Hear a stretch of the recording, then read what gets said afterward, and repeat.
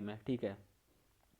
चीनी तकनीकी और दलहन, देखो चीनी तकनीकी है कानपुर में, राष्ट्रीय डेयरी अनुसंधान करनाल में है, केंद्रीय चमड़ा अनुसंधान चेन्नई में, देखो चमड़ा से चेन्नई याद रख लो, ठीक है, जहाँ चमड़ा अनुसंधान चेन्नई में।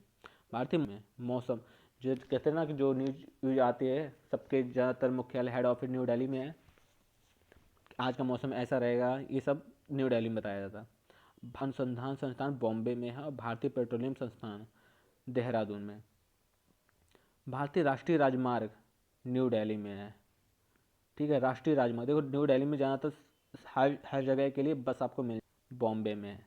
देखो टाटा और भावा दोनों ही बॉम्बे में है, ठीक है। केंद्रीय आलू संस्थान शिमला में है, आलू संस्थान शिमला में है। केंद्रीय वन की बात आ गई है तो देहरादून हो गया, वन अनुसंधान संस्थान देहरादून में है। दृष्टि विकलांग हेतु, देखो ये वाला इंपॉर्टेंट है, दृष्टि विकलांग हेतु राष्ट्रीय संस्थान है, ये भी देहरादून में ही है। पारिस्थितिकी विज्ञान केंद्र, वो विज्ञान केंद्र है और विज्ञान के लिए ज़्यादातर लोग बेंगलुरु जाते हैं, ठीक है। तो जो बीटेक ईटेक जो इंजीनियर लोग होते हैं ना, उनको ज़्यादातर बेंगलुरु में जॉब मिलती है। भारतीय लोहा अनुसंधान संस्थान लोहा रांची में, ठीक है। केंद्रीय खनन अनुसंधान संस्थान धनबाद, देखो ना से याद रख लो, खनन और धनबाद ना बीच में ना डबल, ठीक है। भारतीय मौसम वेधशाला पुणे में है। देखो मौसम अनुसंधान केंद्र अगर पूछा जाए, मौसम विज्ञान केंद्र, मौसम तो है ही लेकिन विज्ञान संस्थान भी है न्यू दिल्ली में, और इसमें सिर्फ मौसम वेधशाला पूछी गई है तो पूरे प्रौद्योगिकी संस्थान है चंडीगढ़ में, और भारतीय भूगोल संस्थान, भूगोल विज्ञान की बात की गई तो बेंगलुरु में हो गया। भारतीय भू चुंबकीय संस्थान, भू चुंबकीय यानी कि भूमि की चुंबकीय संस्थान है मुंबई में। केंद्रीय चावल अनुसंधान संस्थान, चावल है कटक में, कहते हैं ना अटक से कटक तक, तो भाई यह है कि यहाँ पर चावल केंद्र होगा, इसीलिए मतलब ऐसी याद रखने के लिए आप कह सकते हो। अगर याद ना हो तो झांसी की रानी कहती थी ना कि मतलब हम विजय करेंगे अटक से कटक तक, यानी कि जहाँ से चावल तक। सो संस्थान दलहन है कानपुर, ठीक है। केंद्रीय पर्यावरण इंजीनियरिंग संस्थान, देखो नीरी महाराष्ट्र के नागपुर में, ठीक है। केंद्रीय वनस्पति अनुसंधान संस्थान लखनऊ में, वनस्पति की बात की गई तो लखनऊ, ठीक है। और कृषि अनुसंधान की बात, दोनों ही देखो, ये उत्तर प्रदेश की राजधानी है और ये पूरे भारत की राजधानी है, ठीक है। अगर कृषि अनुसंधान की बात की गई तो न्यू दिल्ली में, और वनस्पति अनुसंधान की बात की गई तो। अब देखो मेले के बारे में देखते हैं। कुंभ मेला काफ़ी ज़्यादा फेमस है, 12 साल, जैसे कि अगर प्रयागराज में आज हुआ है तो आज के 12 साल बाद फिर से प्रयागराज में होगा। तो भारत के 4 स्थानों पर कुंभ मेला प्रत्येक 12 साल में एक बार लगता है, ठीक है। और देखो कहाँ कहाँ लगता है, प्रयागराज ये हमको पता है, इलाहाबाद, ठीक है, जिसको आज नाम प्रयागराज बोलते हैं। हरिद्वार भी पता है, उत्तराखंड में है, ठीक है। जो जो नहीं पता है उन पर ध्यान देना। उज्जैन और नासिक महाराष्ट्र में, उज्जैन मध्य प्रदेश में। उत्तर प्रदेश उत्तराखंड में लगता है, ठीक है। उसके बाद मध्य प्रदेश महाराष्ट्र में लगता है। इससे याद रख लो, इसमें भी ऊ है, इसमें भी यू है, इसमें भी एम है, इसमें भी एम है, ठीक है। यानी कि ऊ और एम में लगता है। मेला, पुष्कर मेला कहाँ लगता है, अजमेर में। ज़्यादातर जयपुर भी ऑप्शन में आता है, लेकिन आप जयपुर नहीं अजमेर लगाएंगे। अक्टूबर से नवंबर के महीने में लगता है। ये ऊँटों का दुनिया का सबसे बड़ा मेला है पुष्कर, क्योंकि राजस्थान में है पुष्कर, और पुष्कर मतलब राजस्थान में ऊँटों को रेगिस्तान का जहाज बोलते हैं। छठ पूजा आपने देखा होगा, बिहार और पूर्वी उत्तर प्रदेश में मनाया जाता है छठ पूजा। इसमें अस्त होते हुए सूर्य की पूजा की जाती है, जब सूर्य अस्त होता है तब उसकी पूजा की जाती है। काफ़ी अच्छा त्यौहार है।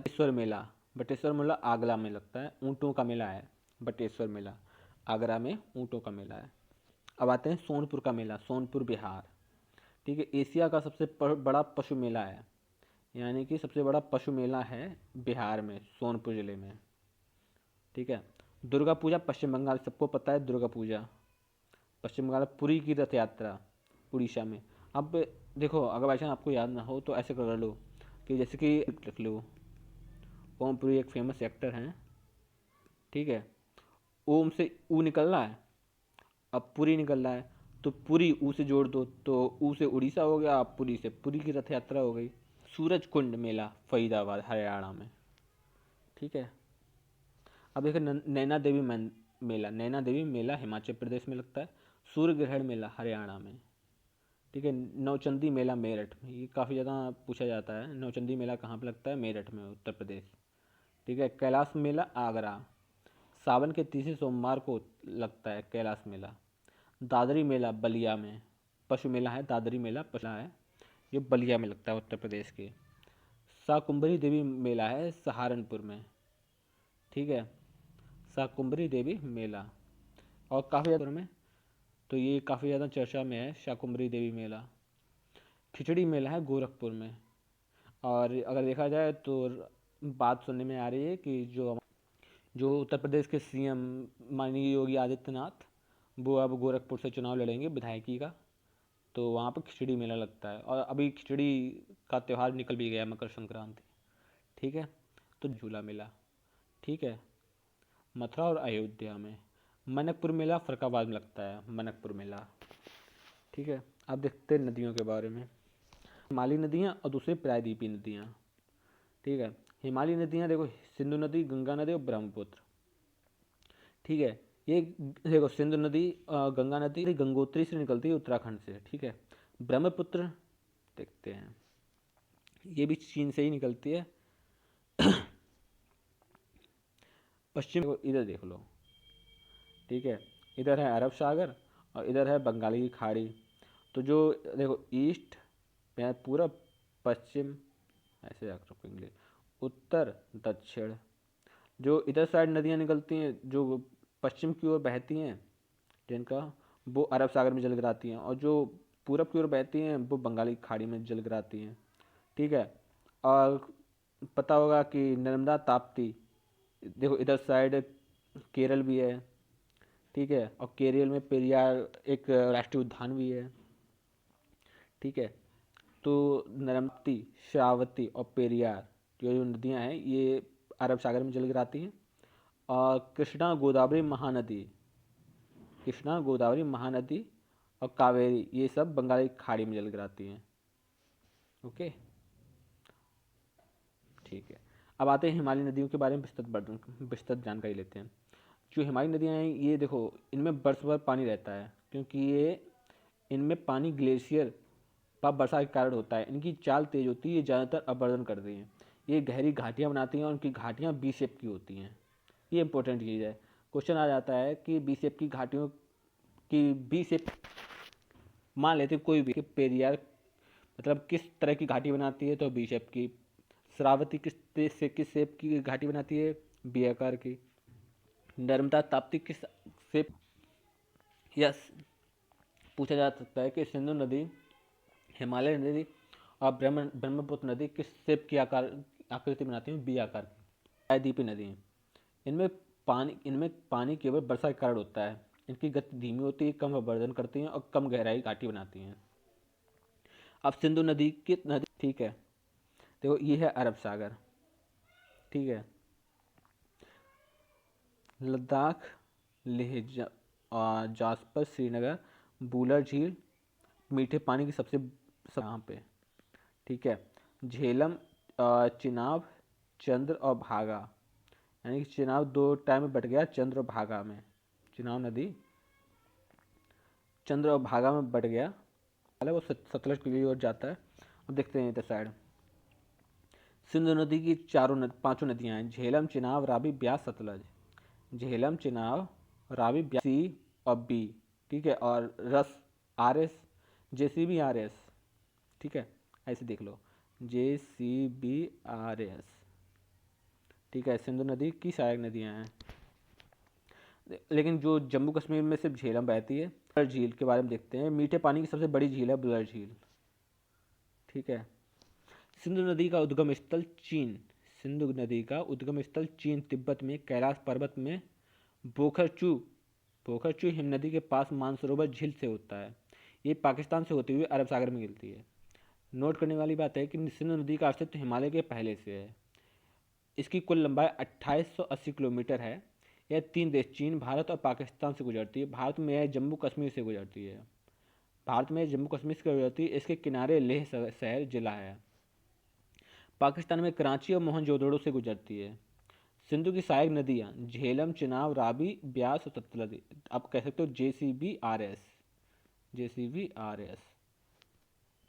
इन 5 नदियों की भूमि को पंजाब कहते हैं। जहाँ पर ये पांचों नदियाँ मिलती हैं उस जगह को पंजाब कहते हैं। और 1960 में सिंधु नदी समझौता हुआ था, जिसमें तय किया गया था कि सिंधु, झेलम और चिनाब, ठीक है, JCB नहीं, सिंधु, सिंधु, झेलम और चिनाब, इन तीनों नदियों का 80% पानी पाकिस्तान को जाएगा और 20% पानी भारत के पास होगा। और रवि, ब्यास और सतलज के बारे में कहा है कि 80% भारत लेगा और 20% पानी पाकिस्तान रखेगा। अब सहायक नदियाँ देखते हैं। झेलम, यह नदी श्रीनगर के पास शेषनाग झील के पास निकलती है। श्रीनगर के पास शेषनाग झील से निकलती है।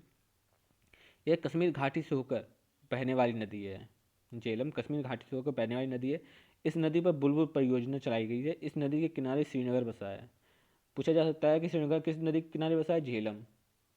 इस नदी पर बुलर झील यानी मीठे पानी की झील है। झेलम नदी पर मीठे पानी की झील बुलर झील है। ठीक है, आते हैं चेनाब। यह नदी हिमाचल के धौलाधार पर्वत से श्रृंखला से निकलती है। हिमाचल, चल, चिनाब, ठीक है। चिनाब की 2 धाराएं हैं, चंद्रा और भगा, चंद्र और भागा। रावी नदी, यह नदी हिमाचल प्रदेश के रोहतांग दर्रे के पास से निकलती है। रावी, इस रावी नदी पर रणजीत सागर और चमेरा परियोजना है। रणजीत सागर और चमेरा परियोजना है। रा, इसमें भी रा पहले रणजीत सागर में रा पहले आया और चमेरा में रा बाद में आया। जब आपको ऐसा कुछ मिल जाए तो देख लेना कि वो रावी होगा, ठीक है। और हिमाचल प्रदेश के रोहतांग दर्रा, इसमें भी रा है। रोहतांग दर्रा रावी के पास है। अब देखिए ब्यास नदी के बारे में। यह नदी हिमाचल प्रदेश के ब्यास कुंड से निकलती है और ब्यास नदी पर पोंग बांध है। ब्यास नदी पर पोंग बांध है।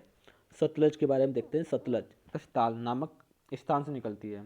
राक्षसताल को ऐसे भी बोल सकते हो राक्षस ताल, यानी कि राक्षस लोग मानसरोवर झील से निकलते हैं और सतलज पर, ठीक है, मानसरोवर झील से निकलते हैं और सतलज नदी को तैरते रहते हैं।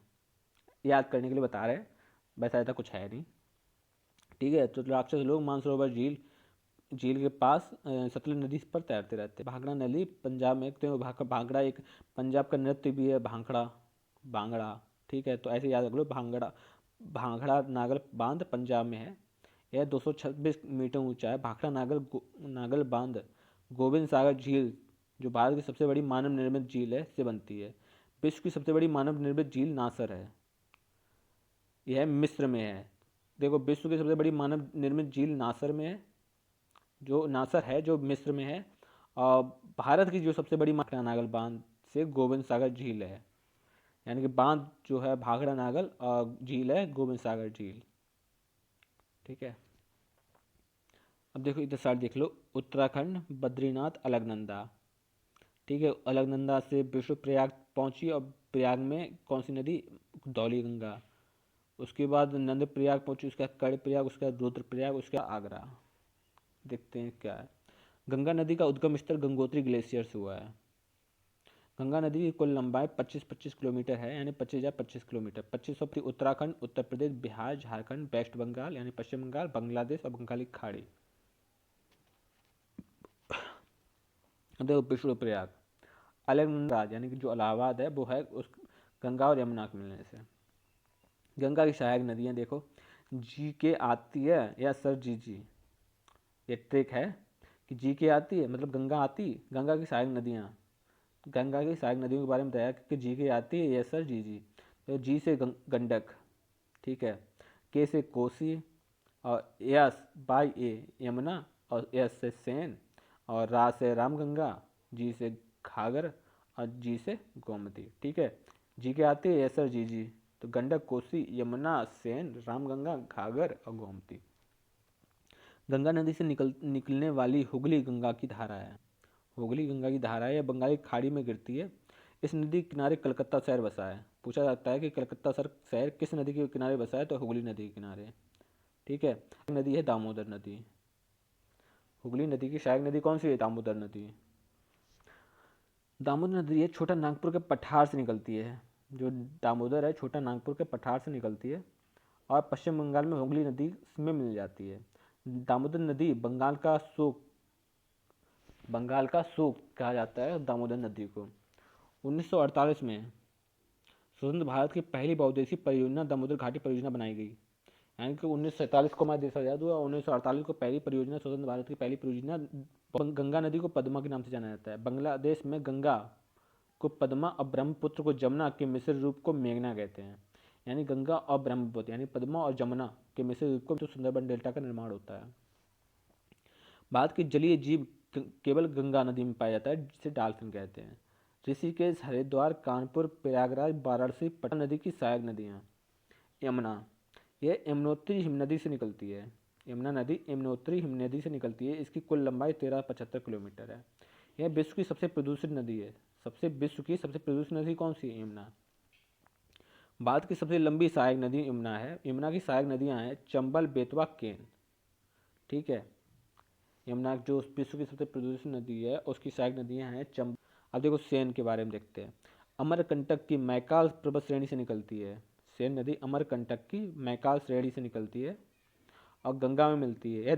यह नदी दक्षिण भारत से उत्तर भारत में बहती है।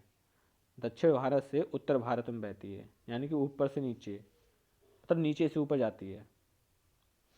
रामगंगा, यह नदी नैनीताल से निकलकर उत्तर प्रदेश में कन्नौज में जाकर गंगा में मिलती है। और कन्नौज परफ्यूम सिटी बोला जाता है, ये तो सबको पता है। रामगंगा के बारे में फिर से देख लो। यह नैनीताल से निकलकर उत्तर प्रदेश में कन्नौज में जाकर गंगा में मिलती है। घाघर नदी, यह नदी नेपाल तिब्बत सीमा से निकलती है। घाघर नदी नेपाल तिब्बत सीमा से निकलती है और छपरा बिहार में गंगा नदी में मिल जाती है। छपरा एक रेलवे स्टेशन भी है बिहार में। यानी घाघरा नदी को सरयू नाम से जाना जाता है। ठीक है, सरयू, घाघरा नदी। इसके किनारे अयोध्या शहर बसा है। और घाघरा की सहायता नदी शारदा है। गंडक के बारे में देखते हैं। नेपाल हिमालय से निकलती है और पटना में गंगा नदी में मिल जाती है। कोसी नदी बिहार का शोक, यह नेपाल से निकलती है और बिहार राज्य में गंगा नदी में मिल जाती है। कोसी नदी को बिहार का शोक कहते हैं। कोसी परियोजना बिहार व नेपाल के संयोग से बनी होती है। मतलब जो कोसी परियोजना बंगाल और बिहार के शोक से बनी है, यानी कि बिहार और नेपाल। अब ब्रह्मपुत्र नदी के बारे में पढ़ते हैं। ब्रह्मपुत्र नदी तिब्बत में मानसरोवर झील के पास से चेमायुंगडुंग हिमनदी से निकलती है। यानी कि ब्रह्मपुत्र नदी चेमायुंगडुंग हिमनदी चीन, भारत और बांग्लादेश में होकर बहती है। इस नदी की कुल लंबाई 2900 किलोमीटर है। यह नदी अपना जल बंगाल की खाड़ी में डालती है। इसे अलग अलग स्थानों पर अलग अलग नाम से जाना जाता है। चीन में यारलुंग सांगपो बोला जाता है, अरुणाचल प्रदेश में सियांग देहांग बोला जाता है, असम में ब्रह्मपुत्र और बांग्लादेश में जमुना। ठीक है, चीन में सांगपो, असम में ब्रह्मपुत्र और बांग्लादेश में जमुना। ठीक है, अब देखो यहाँ से देख लो ये जो चित्र बना है। कैलाश पर्वत, मानसरोवर, चेमांगयुंगडुंग, ये यानी कि ये, ठीक है। उसके बाद यारलुंग, ठीक है, यानी कि ये चीन में है। इस टाइम चीन की बात हो रही है। नीचे आती है सियांग दिहांग, अरुणाचल प्रदेश में प्रवेश करती है। उसके बाद असम में प्रवेश करती है जहाँ पर ब्रह्मपुत्र बोला जाता है। और बांग्लादेश में प्रवेश करती है जहाँ जमुना बोला जाता है। और यहाँ पर गंगा नदी भी आ जाती है, पद्मा, ठीक है, बहती हुई। और दोनों नदियाँ मिल जाती हैं और फिर वहाँ से मेघना का रूप हो जाता है। यानी कि तब जिस जगह मिलती हैं उस जगह मेघना बोलते हैं। और फिर बंगाल की खाड़ी में जाकर गिर जाती है। ब्रह्मपुत्र की सहायक नदियाँ हैं तीस्ता, सुबनसिरी, दिबांग और लोहित। तीस्ता, सुबनसिरी, दिबांग और लोहित। अब देखो तीस्ता के बारे में पढ़ते हैं। इसका उद्गम सिक्किम से होता है और यह सिक्किम से पश्चिम बंगाल तथा पश्चिम बंगाल से बांग्लादेश में जाती है। सिक्किम से पश्चिम बंगाल और पश्चिम बंगाल से बांग्लादेश में। तीस्ता नदी पर तीस्ता तथा बांग्लादेश का विवाद है। तीस्ता नदी पर तीस्ता और बांग्लादेश का विवाद है। अब सुबनसिरी, दिबांग और लोहित ये तीनों नदियाँ अरुणाचल प्रदेश में निकलती हैं और असम में जाकर ब्रह्मपुत्र से मिल जाती हैं। ठीक है, और तीस्ता सिक्किम से निकलती है, उसके बाद जाती है असम में। उसके देखो तीस्ता निकलती है। तीस्ता उद्गम सिक्किम से पश्चिम बंगाल और पश्चिम बंगाल से बांग्लादेश। अब प्रायद्वीपीय नदियाँ, ठीक है, पूरब की ओर बहने वाली नदियाँ हैं जो अपना जल बंगाल की खाड़ी में गिराती हैं। पूरब की ओर बहने वाली नदियाँ हैं जो अपना जल पहली नदी है महानदी, दूसरी है गोदावरी, तीसरी है कृष्णा। ठीक है, इनके बारे में पहले पढ़ते हैं। छत्तीसगढ़ में रायपुर के पास महानदी का उद्गम होता है। छत्तीसगढ़ में रायपुर के पास महानदी का उद्गम होता है। यह नदी दो राज्यों में बहती है। इस नदी पर भारत का सबसे लंबा हीराकुंड बांध 4800 मीटर है। इस नदी पर भारत का सबसे लंबा बांध, भारत के सबसे लंबे बांध की बात की जाए वो हीराकुंड बांध है। कितनी लंबाई? 4800 मीटर। और किस नदी पर बना है? महानदी नदी। देखो, महानदी यानी कि नदियों की सबसे बड़ी नदी। और गोदावरी, यह नदी महाराष्ट्र के नासिक जिले के पास से निकलती है। गोदावरी नासिक जिले से। इस नदी को बूढ़ी गंगा के नाम से जाना जाता है। गोदावरी को बूढ़ी गंगा के नाम से जाना जाता है। इसे दक्षिण भारत की गंगा कहते हैं। ठीक है, यह नदी दक्षिण भारत की सबसे लंबी नदी तथा भारत की दूसरी सबसे लंबी नदी है। इसकी लंबाई 1465 किलोमीटर है। यह नदी महाराष्ट्र, तेलंगाना, आंध्र प्रदेश राज्यों में बहती है। कृष्णा नदी, कृष्णा नदी पश्चिम घाट के महाबलेश्वर पर्वत से निकलती है। पश्चिम घाट के महाबलेश्वर पर्वत से निकलती भारत की तीसरी सबसे बड़ी नदी है। यह नदी महाराष्ट्र, कर्नाटक, तेलंगाना, आंध्र प्रदेश में बहती है। कृष्णा नदी पर दो महत्वपूर्ण बांध हैं, नागार्जुन और श्रीशैलम बांध। नागार्जुन बांध और श्रीशैलम बांध। ठीक है, पूछा जाएगा नागार्जुन बांध कहाँ पर है? कृष्णा नदी पर। कौन सी नदी पर है? कृष्णा नदी पर। श्रीशैलम बांध कहाँ पर है? कृष्णा नदी पर। उसके बाद भारत की दूसरी सबसे लंबी नदी कौन सी? गोदावरी। भारत की दक्षिण भारत की गंगा से बोले बांध। ये सारी नदियां, महानदी, गोदावरी और कृष्णा नदी कहाँ गिरती है? प्रायद्वीपीय बंगाल की खाड़ी में। कावेरी नदी है पश्चिम घाट के ब्रह्मगिरी पर्वत से निकलती है। और कावेरी नदी कर्नाटक बाद तमिलनाडु में बहती है।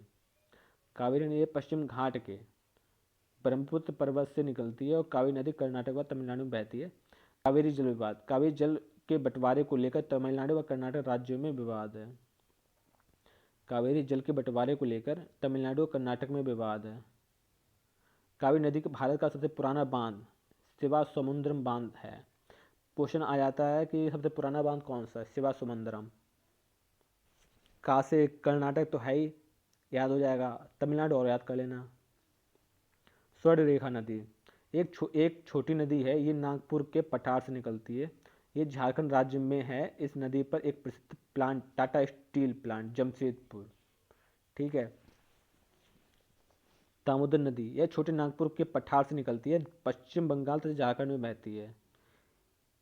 नागपुर का पठार झारखंड, उड़ीसा, पश्चिम बंगाल तथा छत्तीसगढ़ में फैला है। दामोदर घाटी में बार बार भयंकर बाढ़ आने से होने वाली क्षति के निगम कहा जाता है। दामोदर नदी को पश्चिम बंगाल का शोक कहा जाता है। पश्चिम बंगाल का शोक दामोदर नदी को।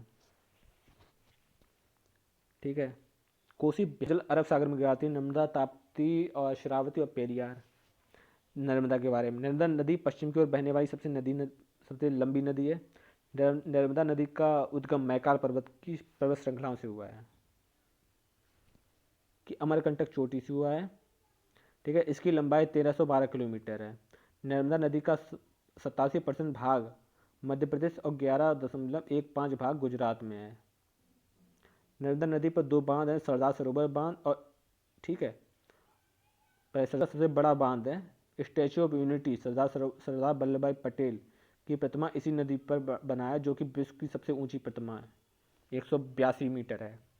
इंदिरा सागर बांध, यह मध्य प्रदेश में है। मध्य प्रदेश में जबलपुर के पास एक जलप्रपात है जिसे धुआंधार जलप्रपात के नाम से जाना जाता है। ठीक है, इंदिरा सागर बांध के ऊपर है धुआंधार जलप्रपात। ठीक है। उसके बाद आते हैं ताप्ती नदी। यह नदी पश्चिम की ओर बहने वाली नदी है, दूसरी बड़ी नदी है। यह नदी मध्य प्रदेश और गुजरात में बहती है। गुजरात में सूरत शहर इसी नदी पर के किनारे बसा है। ठीक है, सूरत ताप्ती। देखो, सूरत से याद रख लो, सूरज गर्म होता है, ताप होता है उसमें। ठीक है, तो उस पर नदी कौन सी? ताप्ती या तापी। श्रावती नदी, यह कर्नाटक में है, जो जोंग जलप्रपात के लिए प्रसिद्ध है। जोंग। ठीक है। पेरियार नदी, यह नदी केरल की प्रमुख नदी है। इस नदी पर एक बांध बना है जिसे मुल्ला पेरियार बांध कहते हैं। यह बांध तमिलनाडु और केरल के बीच विवाद है। ठीक है, तमिलनाडु के पास काफ़ी ज़्यादा विवाद हैं। देखो, तमिलनाडु में कौन कौन से विवाद है? बांध विवाद है। ठीक है, और कर्नाटक कहाँ पर था? हाँ, तमिलनाडु और कर्नाटक के बीच कावेरी नदी का विवाद है। आगे देखते हैं, परिवार के बारे में पढ़ते हैं। वो टॉपिक खत्म हुआ। परिवार के बारे में ये एक टॉपिक अलग है। परिवार परिवार मानव समाज की प्राचीनतम एवं आधारभूत इकाई है। परिवार बच्चे का पहला स्कूल होता है। आकार के आधार पर परिवार दो प्रकार के होते हैं, एकल परिवार और संयुक्त परिवार। एकल परिवार में माता पिता और उनके बच्चे होते हैं। संयुक्त परिवार में दादा दादी, माता पिता और चाचा चाची, बच्चे आदि। संस्थान है, किसी परिवार को एक पेड़ के रूप में दर्शाया जा सकता है जिसे पारिवारिक वृक्ष कहते हैं। परिवार जीवन चक्र की 3 अवस्थाएं होती हैं। प्रारंभ अवस्था में अविवाहित और विवाहित, ठीक है। विस्तार की अवस्था में माता पिता बनना, बच्चों की व्यवस्थित करना। संकुचित व्यवस्था है सेवा की व्यवस्था। माता पिता के गुणों का बच्चों में स्थानांतरण आनुवंशिकी कहलाता है। आनुवंशिकी के जनक ग्रेगर जॉन मेंडल को कहा जाता है। बच्चों के सामाजिकरण का पहला पाठ परिवार से प्राप्त होता है। भारत में लड़कों की शादी की उम्र 21 साल और लड़कियों की 18 वर्ष है, जो कि अब लड़कियों की उम्र पर 21 साल करने का विचार किया गया है। एकल परिवार के गुण देखते हैं। एकल परिवार व्यक्तित्व के विकास पर का अवसर है, निर्णय लेने की आज़ादी है, कुरीतियों का अभाव है, परिवार में झगड़े होने की संभावना कम है, ठीक है। और एकल परिवार होने से नुकसान क्या, ये तो फायदे थे, अब नुकसान। बच्चों की उपयुक्त देखभाल न होना और संकट की दृष्टि में अनुपयुक्त, यानी जब संकट आएगा तो रक्षा करने में थोड़े असमर्थ होते हैं। अब संयुक्त परिवार के गुण देखते हैं। नागरिक गुणों का विकास होता है और चरित्र निर्माण में सहायक होता है संयुक्त परिवार। श्रम का विभाजन होता है, काम बटा हुआ था। और दोष है कि बालकों के विकास में बाधा होती है, परिवार में झगड़ों का होना और स्त्रियों की दुर्दशा होती है। इंपॉर्टेंट पॉइंट्स हैं कि बच्चे का प्रथम गुरु माता को माना जाता है। आदर्श परिवार एकल परिवार है। संयुक्त परिवार का मुखिया सबसे बड़ा होता है। और परिवार कितने प्रकार के होते हैं, 2। जिस परिवार में दादा दादी, चाचा चाची, ताऊ ताई हों, संयुक्त परिवार कहते हैं। शिक्षण विधि को बालोधान किसने कहा है, किंडरगार्टन विधि है।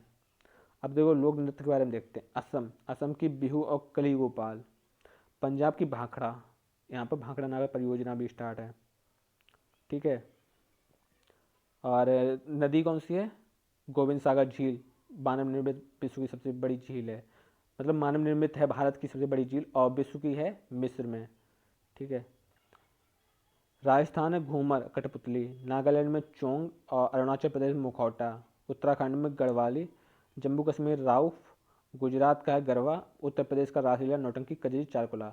ब्रजभूमि भूमि का प्रमुख नृत्य है चारकुला, ठीक है। कर्नाटक में यक्षगान होता है, कर्नाटक में यक्षगान।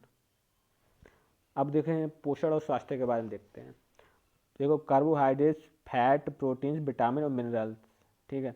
कार्बोहाइड्रेट्स के बाद में देखते हैं। कार्बोहाइड्रेट्स शर्करा के जटिल अणुओं के रूप में होता है।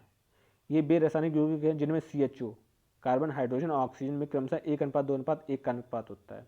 1 ग्राम कार्बोहाइड्रेट से 4.3 किलो कैलोरी ऊर्जा मुक्त होती है, यानी 1 ग्राम कार्बोहाइड्रेट लेते प्राप्त होगी या ऊर्जा मुक्त होगी। कार्बोहाइड्रेट का मुख्य कार्य है ऊर्जा देना। हमारे शरीर में ऊर्जा अवस्थाओं का 60 से 70% ऊर्जा कार्बोहाइड्रेट से प्राप्त होती है। हमारे शरीर को जो ऊर्जा मिलती है हाइड्रेट से प्राप्त होती है। अब कार्बोहाइड्रेट के प्रकार हैं, मोनोसैकेराइड, डाइसैकेराइड और पॉलीसैकेराइड। मोनोसैकेराइड में ग्लूकोज, फैक्टोज और गैलेक्टोज, ठीक है, ग्लूकोज, फैक्टोज और गैलेक्टोज। डाइसैकेराइड में सुक्रोज, माल्टोज, लैक्टोज। पॉलीसैकेराइड में स्टार्च और सेलुलोज, ठीक है। अब ग्लूकोज व फैक्टोज एक दूसरे के आइसोमर्स होते हैं, मतलब इनकी प्रॉपर्टी फार्मूले सब कुछ सेम होते हैं, यानी कि इनमें अंतर बहुत कम होता है। ग्लूकोज और फैक्टोज हमें तुरंत ऊर्जा प्रदान करते हैं, ठीक है। हमारे शरीर को दैनिक कार्य करने के लिए 60-70% ऊर्जा कार्बोहाइड्रेट से और 30% लगभग वसा से प्राप्त होती है। 10 से 15% प्रोटीन से प्राप्त होती है। 1 ग्राम कार्बोहाइड्रेट में 4.3 किलो कैलोरी ऊर्जा मिलती है और 1 ग्राम वसा से 9.3 किलो कैलोरी ऊर्जा मिलती है और 1 ग्राम प्रोटीन से 4.3 किलो कैलोरी ऊर्जा मिलती है। अगर देखा जाए, देखना, वसा से 9.3 किलो कैलोरी ऊर्जा प्राप्त हो रही है और प्रोटीन से 4.1, यानी कि लगभग कार्बोहाइड्रेट और प्रोटीन लगभग में थोड़ा बहुत अंतर देते हैं। दैनिक कार्यों को पूरा करने के लिए सबसे अधिक कार्बोहाइड्रेट ऊर्जा मिलती है। देखो जो दैनिक कार्यों को पूरा करने के लिए कार्बोहाइड्रेट से ऊर्जा हमें अधिक प्राप्त होती है, लेकिन अगर देखा जाए विटामिन से हमें ऊर्जा नहीं मिलती है। प्रोटीन बॉडी ग्रोथ यानी शारीरिक वृद्धि में सहायक होता है, प्रोटीन शारीरिक वृद्धि में सहायक होता है। कार्बोहाइड्रेट के द्वारा विटामिन सी का निर्माण होता है, कार्बोहाइड्रेट के द्वारा विटामिन सी का निर्माण होता है। कार्बोहाइड्रेट की सबसे सरल अवस्था मोनोसैकेराइड होती है। कार्बोहाइड्रेट की सबसे सरल अवस्था मोनोसैकेराइड होती है। मोनोसैकेराइड में ग्लूकोज, फैक्टोज और गैलेक्टोज आते हैं। अब देखो माल्टोज, सुक्रोज और लैक्टोज कैसे बनते हैं। ये जो मोनोसेक्राइड है ना, डाइसेक्राइड, देखो ग्लूकोज और ग्लूकोज को मिला, जब ग्लूकोज और ग्लूकोज में टूटता है ना तो माल्टोज बनता है, ग्लूकोज और फ्रैक्टोज में टूटता है तो सुक्रोज, और ग्लूकोज और गैलेक्टोज में बनता है तो लैक्टोज। माल्टोज लेने से हमें जल्दी ऊर्जा मिलती है। अब वसा के बारे में देखते हैं। वसा हमारे शरीर की रक्षा, प्रोटेक्शन देती है। वसा हमें शरीर को रक्षा देती है। यह शरीर में आंतरिक ऊष्मा को एकत्रित करती है। वसा की कमी होने से त्वचा रूखी हो जाती है। वसा की कमी होने से त्वचा रूखी हो जाती है, वजन में कमी आ जाती है और शरीर का विकास रुक जाता है। वसा का काम आंतरिक ऊष्मा को एकत्रित करना है, यानी कि जो इंटरनल एनर्जी ना उसको स्टोर कर देना है एक जगह। प्रोटीन देखते हैं। प्रोटीन ऊर्जा की सबसे छोटी इकाई है और प्रोटीन की सबसे छोटी इकाई एमिनो अम्ल है। 20 एमिनो अम्ल एक प्रोटीन का निर्माण करते हैं। किसी भी जीव की बॉडी ग्रोथ प्रोटीन से होती है। प्रोटीन में खाना ठीक इसलिए रहता है क्योंकि इसे एंजाइम एक्टिविटी, यानी फ्रिज में खाना ठीक इसलिए रहता है क्योंकि इसमें एंजाइम एक्टिविटी कम हो जाती है। एंजाइम की काम करने के लिए टेम्परेचर 35 से 40 डिग्री सेंटीग्रेड होना चाहिए। इसमें एंजाइम प्रतिक्रिया दर को बढ़ा देता है। एंजाइम को जैव उत्प्रेरक कहते हैं। एंजाइम को जैव उत्प्रेरक कहते हैं। एंजाइम मुख्य रूप से प्रोटीन ही होते हैं। एंजाइम मुख्य रूप से प्रोटीन ही होते हैं। मानव शरीर में 20 प्रकार के प्रोटीन की आवश्यकता होती है, जिसमें 10 का संश्लेषण उसका शरीर स्वयं करता है और 10 का भोजन के द्वारा होता है। प्रोटीन का नामकरण सर्वप्रथम मूलर ने किया था, यानी कि प्रोटीन का नामकरण किसने किया था? मूलर ने। प्रोटीन का नामकरण किसने किया था? मूलर ने। याद रखना, प्रोटीन मूलर, MP, ठीक है। यानी कि MABCD में अगर देखो जाए तो MNOP, ठीक है। M वाली रो में आ जाता है ना, तो प्रोटीन। अब विटामिन की देखते हैं। विटामिन 2 प्रकार के होते हैं, एक तो होता है वसा में घुलनशील, दूसरा होता है जल में घुलनशील। जल में घुलनशील वाले BC हैं और वसा में ADE, ठीक है। अगर आपको ट्रिक से याद करना है तो कीड़ा याद कर लो, कीड़ा, ठीक है, वसा में। विटामिन की खोज हॉपकिंस ने की थी और विटामिन का नामकरण फंक ने रखा और प्रोटीन का नामकरण मूलर ने रखा, ठीक है। विटामिन हमें बीमारियों से बचाते हैं। विटामिन वे तत्व होते हैं जो बहुत कम मात्रा में जरूरी होते हैं। इनमें हमें कोई ऊर्जा नहीं मिलती है, लेकिन इनका मुख्य कार्य हमें बीमारियों से बचाना होता है, ठीक है। विटामिन से हमें कोई ऊर्जा नहीं मिलती, ये जो प्रतिरक्षा करते हैं, हमारे लिए प्रोटेक्शन के लिए जिम्मेदार होते हैं। और विटामिन का नाम दिया था फंक ने और खोज की थी हॉपकिंस ने, याद रखना। नोट करने वाली बात है कि छिली हुई सब्जियां होने से विटामिन C और विटामिन B निकल जाते हैं। विटामिन B और विटामिन B मतलब CV दोनों निकल जाते हैं। विटामिन E को ब्यूटी विटामिन कहते हैं, सौंदर्य का विटामिन कोस किसे कहते हैं? विटामिन E को, ठीक है। अब विटामिन B शरीर को विषैला पदार्थों से बचाता है, यानी कि शरीर में जो विषैले पदार्थ होते हैं उससे बचाता है विटामिन B। विटामिन के रासायनिक नाम देखो, विटामिन A को रेटिनॉल, विटामिन B को थायमिन और C को एस्कॉर्बिक अम्ल और D को कैल्सिफेरॉल, E को टोकोफेरॉल। बात सही है, D के ईंटा काफ़ी है। मतलब कहते हैं ना कि मतलब कि अरे बात तुम्हारी तो बात सही है लेकिन D के ईंटा काफ़ी है। मतलब किसी ने D को मारा तो तुमने मतलब पंचायत हुई, फिर वहाँ पे बोला गया कि अरे तुम्हारी बात सही है, D के ईंटा काफ़ी है, अब मत मार, छोड़ दो। D से और K से कैल्सिफेरॉल, E से विटामिन E और टा से टोकोफेरॉल, का से K और फा से फिलिक्विन। अब आते हैं विटामिन की कमी से होने वाले रोग। रवि सर वहाँ थक गए। तो ABCDE के देखो, रा से रतौंधी, B से बेरी, C से स्कर्वी और D से रिकेट्स, E से वाजपन और K से रक्त का थक्का न जमना, ठीक है। यानी कि एक की कमी से विटामिन A जरूरी है।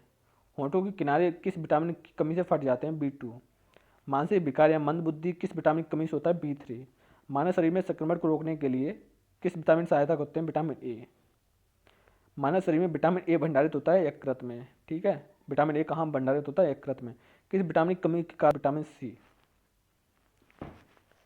ठीक है।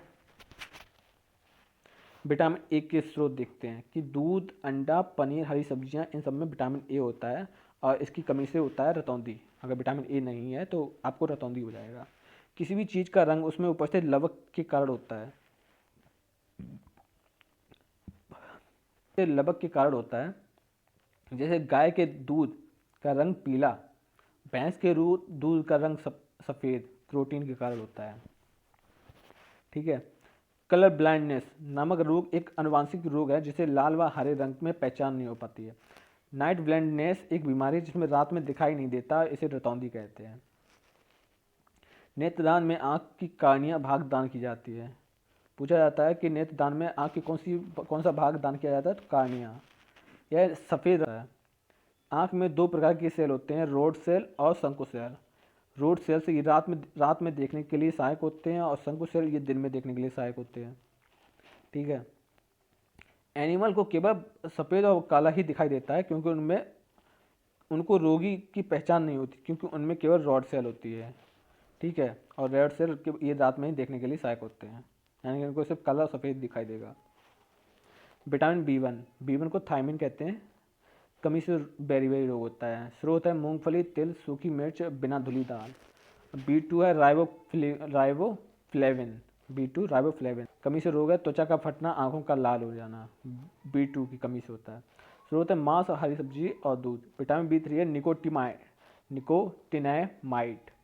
Nicotinamide B3। कमी से त्वचा, दाद खुजली नहीं होती है, निकोटिनामाइड की कमी से हो जाती है।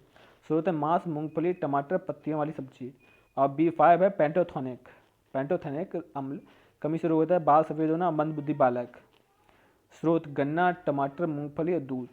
विटामिन B6 है पायरोडॉक्सिन। कमी से रोग है एनीमिया और त्वचा रोग। एनीमिया कहाँ से, B6 की कमी से। स्रोत है मांस और अनाज। B7 है बायोटिन, काफ़ी ज़्यादा इंपॉर्टेंट है। कमी से रोग होता है बालों का गिरना और शरीर में दर्द लकवा। ठीक है। अगर हमारे बाल गिर रहे हैं तो हमको B7 लेना चाहिए। ठीक है। लकवा मार गया तो B7 लो। और अगर हमको एनीमिया या त्वचा रोग हो गया ना तो B6 लो। इसके B7 के स्रोत हैं कि मांस और अंडा, दूध खाओ, आपको B7 मिलेगा। B9 है फॉर्मिक अम्ल। कमी से पेचिश रोग हो जाता है। स्रोत है दाल, सब्जियां, अंडा। फॉर्मिक अम्ल जो नहीं बर्रिया बोलते हो, उसमें फॉर्मिक अम्ल होता है, काटने से एकदम मतलब झर्रा जाता है। तो B12 है साइनोकोबालमिन।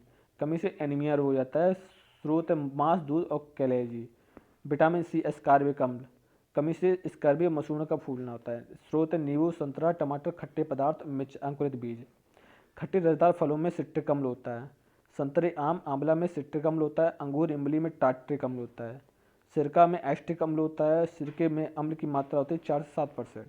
दही में लैक्टिक अम्ल होता है। किडनी स्टोन में कैल्शियम ऑक्जेलेट होता है। ठीक है। अब विटामिन D कैल्सीफेरॉल। कमी से रोग होता है रिकेट्स। स्रोत है तेल, दूध, अंडा। विटामिन E है टेकोफेरॉल, इसको सुंदर का विटामिन कहते हैं, ब्यूटी विटामिन। ठीक है। इसके कमी से अगर विटामिन E कमी हुई तो बाजपन। स्रोत हैं पत्ती वाली सब्जियां, दूध, मक्खन, अंकुरित गेहूँ, वनस्पति तेल। विटामिन K है फ्लिवोक्विनैन। जब विटामिन की कमी हो जाती है तो रक्त का थक्का नहीं जुड़ता है, यानी कि अगर रक्त चोट लग गई है तो रक्त बहता रहता है और इंसान की मृत्यु भी हो सकती है। स्रोत है टमाटर, हरी सब्जियां। विषाणु से होने वाले रोग।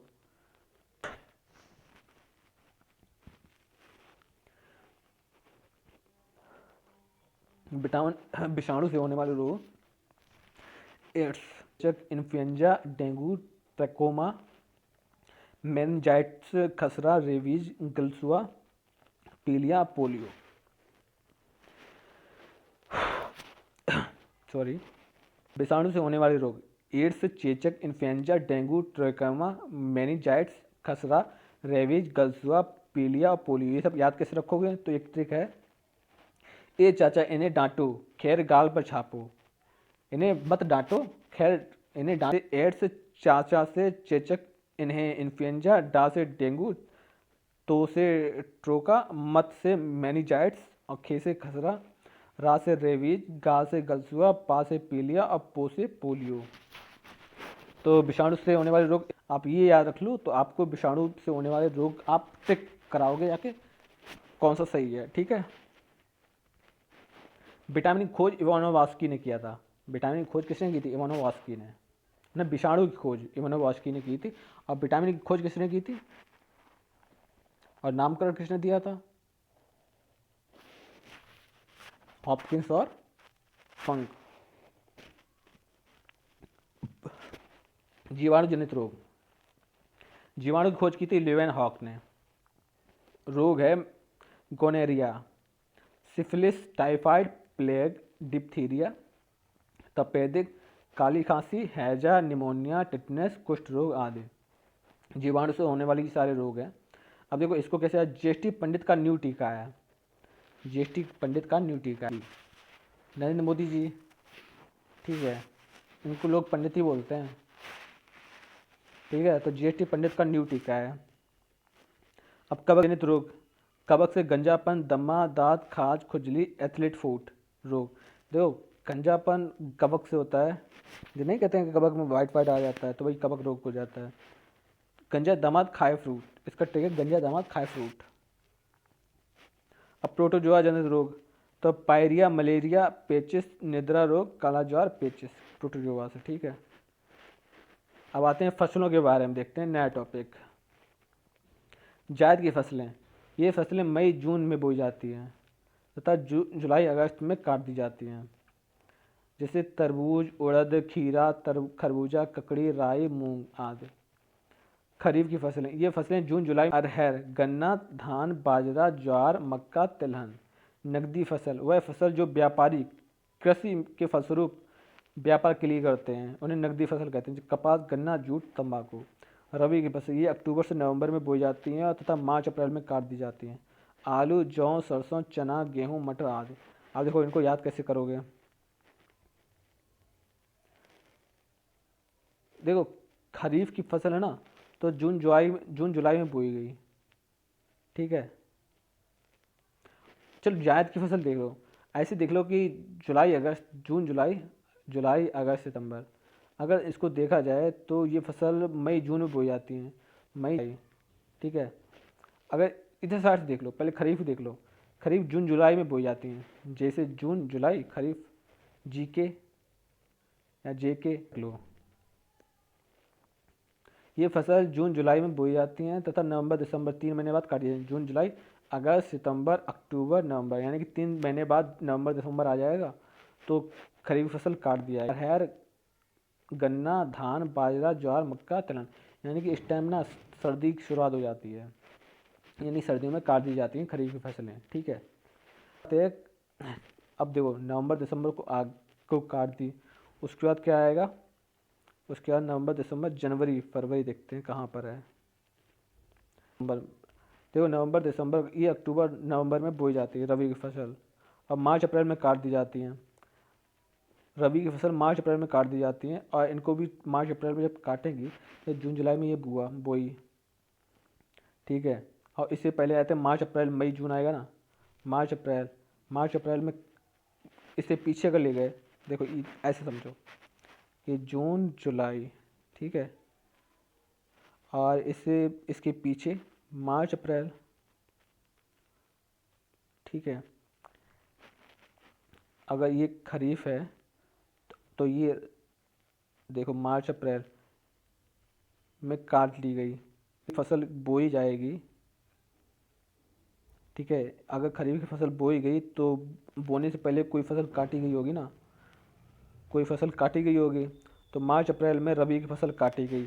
जब रबी की फसल काटी गई हो तो इस रबी की फसल को बोया कब गया होगा, अक्टूबर और नवंबर को बोई गई होगी रबी की फसल, ठीक है। और काटी गई मार्च अप्रैल में, जब मार्च अप्रैल में काटी गई उसके बाद खरीफ फसल बोई गई, जून जो खरीफ की फसल नवंबर दिसंबर को काट दी गई, ठीक है। ओके, अब देखो खरीफ फसल हो गई, रबी फसल हो गई।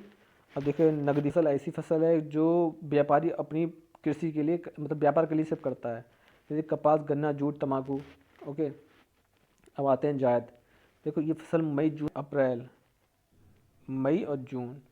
अब देखो मार्च अप्रैल को काटी गई रबी की फसल और खरीफ फसल जून जुलाई में बोई गई, तो इसके बीच 1 महीने का समय मिला, तो 1 महीने में जायद की फसल बो दी इन्होंने, ठीक है।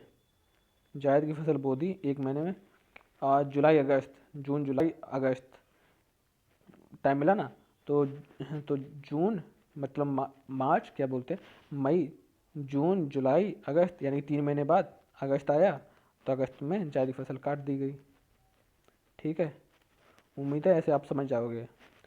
जून जुलाई मतलब जेके से याद रख लो, जब जे मतलब जून जुलाई आ जाए तो के है, यानी खरीफ की फसल, खरीफ की फसल से मतलब खरीफ की फसल के बाद आई रबी की फसल। अब भारत की स्थिति भूगोल के बारे में देखते हैं।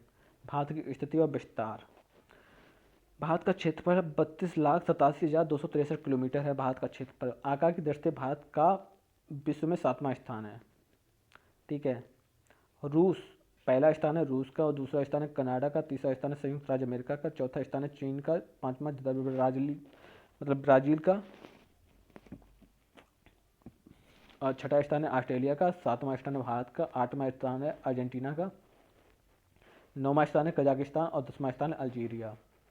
ठीक है, यानी कि सबसे विश्व का सबसे मतलब दृष्टि में पहले चीन था, लेकिन जो अब न्यू आएगा ना, उसमें भारत का स्थान पहला होगा। विश्व की कुल जनसंख्या है 17.5% भारत में निवास करती है। विश्व की पूरी जनसंख्या मतलब कुल जनसंख्या का 17.5% भारत में निवास करती है। उसके कुल भौगोलिक क्षेत्र में 2.4% है। भारत का क्षेत्रफल की दृष्टि से विश्व में कुल भौगोलिक क्षेत्र 2.4% है। भारत की तटरेखा की लंबाई 61 किलोमीटर है। द्वीपों सहित भारत की तटरेखा की लंबाई 75-16 किलोमीटर है। द्वीपों सहित, अब द्वीप को हटा दिया जाए तो 6100 किलोमीटर है। भारत की स्थल सीमा की लंबाई, भारत की अगर स्थल सीमा की लंबाई बताई जाए तो आप यानी कि अगर इसका ना द्वीपों सहित को का डबल कर दो, ठीक है, तो लगभग में आपको 15,200 किलोमीटर। ठीक है। भारत में 9 राज्यों की समुद्री सीमा समुद्री तट से स्पर्श करती है। भारत के 9 राज्यों की सीमा समुद्री तट से स्पर्श करती है। गुजरात राज्य की तटरेखा समुद्र से लगने वाली सबसे लंबी रेखा है। भारत के गुजरात राज्य की तटरेखा समुद्र से लगने वाली सबसे लंबी रेखा है। गुजरात की जो तटरेखा है ना, वो समुद्र से सबसे ज़्यादा लगती है। भारत के गोवा राज्य की समुद्री तटरेखा सबसे छोटी है। भारत के गोवा राज्य है, उसकी समुद्री तटरेखा है जो सबसे छोटी है। भारत की जल सीमा मालदीव, श्रीलंका, बांग्लादेश, म्यांमार तथा पाकिस्तान से लगती है। भारत की स्थल सीमा बांग्लादेश, चीन, पाकिस्तान, नेपाल, म्यांमार, भूटान, अफगानिस्तान से लगती है। कभी कभी क्वेश्चन आया जाता है कि कौन सी सीमा बांग्लादेश से नहीं लगती है। देखो, आप ऑप्शन में ज़्यादातर देखो बांग्लादेश, चीन, पाकिस्तान, नेपाल और भूटान, अफगानिस्तान, ये तो पुराने हैं। ठीक है। एक म्यांमार और ऐसा है कि कहूँगा, ऐसा लगता है ना कि म्यांमार नहीं होगा, लेकिन हाँ म्यांमार भी है। ठीक है। अगर जल सीमा देखा जाए तो श्रीलंका पता है, बांग्लादेश भी पता है, पाकिस्तान भी पता है, म्यांमार और मालदीव को देख लो। ठीक है। ये भारत और पाकिस्तान के मध्य अंतर्राष्ट्रीय सीमा का नाम है रेड क्लिफ। भारत और चीन के बीच मैकमोहन और भारत और अफगानिस्तान के बीच डूरंड रेखा है। वर्तमान में अफगानिस्तान और पाकिस्तान के मध्य भी है। भारत और श्रीलंका के बीच पाक जल संधि हुई है। ठीक है। अब देखो, एक है चित्र गुजरात, उत्तर दक्षिण।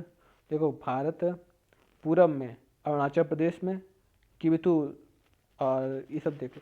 भारत की सबसे मुख्य भूमि का दक्षिण बिंदु कैप कुमेरीन है।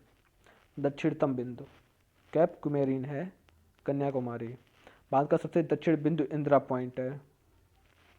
दक्षिण बिंदु कहाँ है? इंदिरा पॉइंट, अंडमान और निकोबार द्वीप समूह में। और दक्षिणतम मतलब भूमि का, अगर देखो दक्षिणतम बिंदु पूछा जाए तो इंदिरा पॉइंट, अगर भूभाग तो यहीं तक है ना, कैप कुमेरिन तक। अगर भूमि की बात ना की गई है तो इंदिरा पॉइंट सही होगा, अगर भूमि की बात की गई है तो कैप कुमेरिन से। भारतीय भूमि का सर्वाधिक उत्तरी बिंदु है इंदिरा कोल। भारत की सबसे पश्चिमी बिंदु गौरमाता सरह क्रिक है, यानी कि सब पश्चिमी बिंदु गैर क्रिक। भारत की सबसे पूर्वी बिंदु किबिथू बालांग है, किबिथू।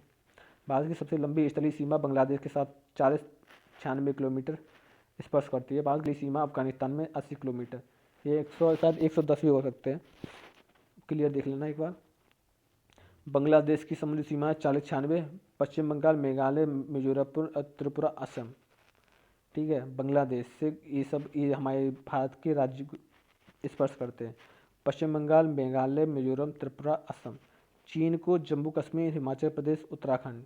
ठीक है। सिक्किम, अरुणाचल प्रदेश। पाकिस्तान को गुजरात, राजस्थान, पंजाब और जम्मू कश्मीर। नेपाल को उत्तर प्रदेश, बिहार, पश्चिम बंगाल, सिक्किम, उत्तराखंड। ये काफ़ी बार आया है कि नेपाल को कौन कौन से राज्य स्पर्श नहीं करते हैं, कौन सा राज्य स्पर्श नहीं करता है? 3 राज्य थे स्पर्श करते जो, और चौथा नहीं करता था। तो आप चारों याद करो। उत्तर बिहार भी करता है, पश्चिम बंगाल करता है, सिक्किम करता है और उत्तराखंड करता है। म्यांमार, मणिपुर, मिजोरम, नागालैंड, अरुणाचल प्रदेश। अब देखो भूटान को पश्चिम बंगाल स्पर्श करता है, सिक्किम, असम, अरुणाचल प्रदेश। अफगानिस्तान को जम्मू कश्मीर ही सिर्फ टच करता है। भारत के उत्तर प्रदेश राज्य की अधिक राज्यों के साथ सीमा लगती है, 8 राज्यों के साथ और एक केंद्र शासित प्रदेश के साथ। उत्तराखंड, हरियाणा, राजस्थान, हिमाचल प्रदेश, बिहार, झारखंड, छत्तीसगढ़, मध्य प्रदेश तथा दिल्ली।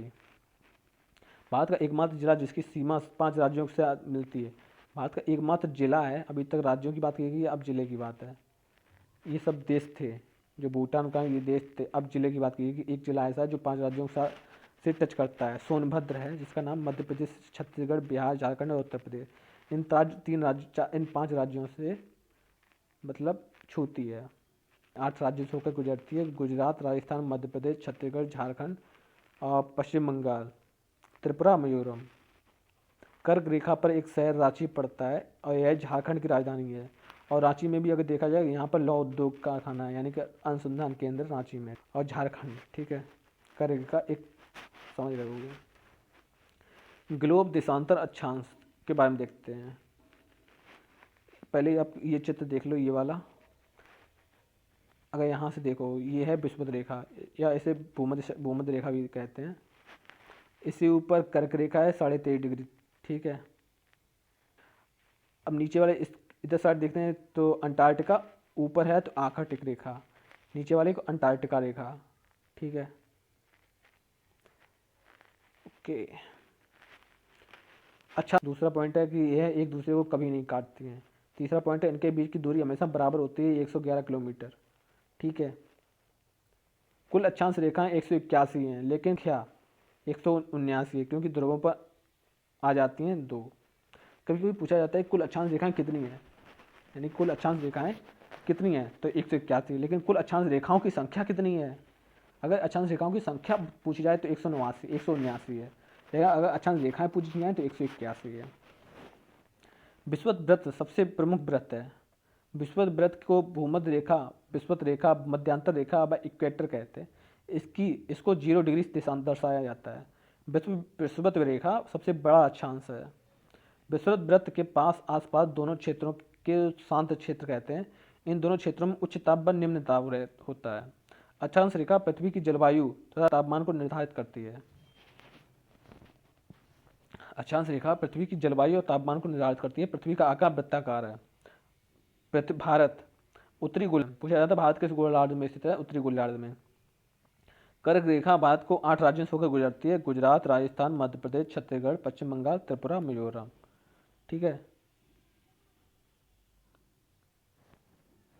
कर्क रेखा झारखंड की राजधानी रांची से होकर गुजरती है। मध्य प्रदेश में सबसे लंबी व राजस्थान की सबसे छोटी कर्क रेखा गुजरती है।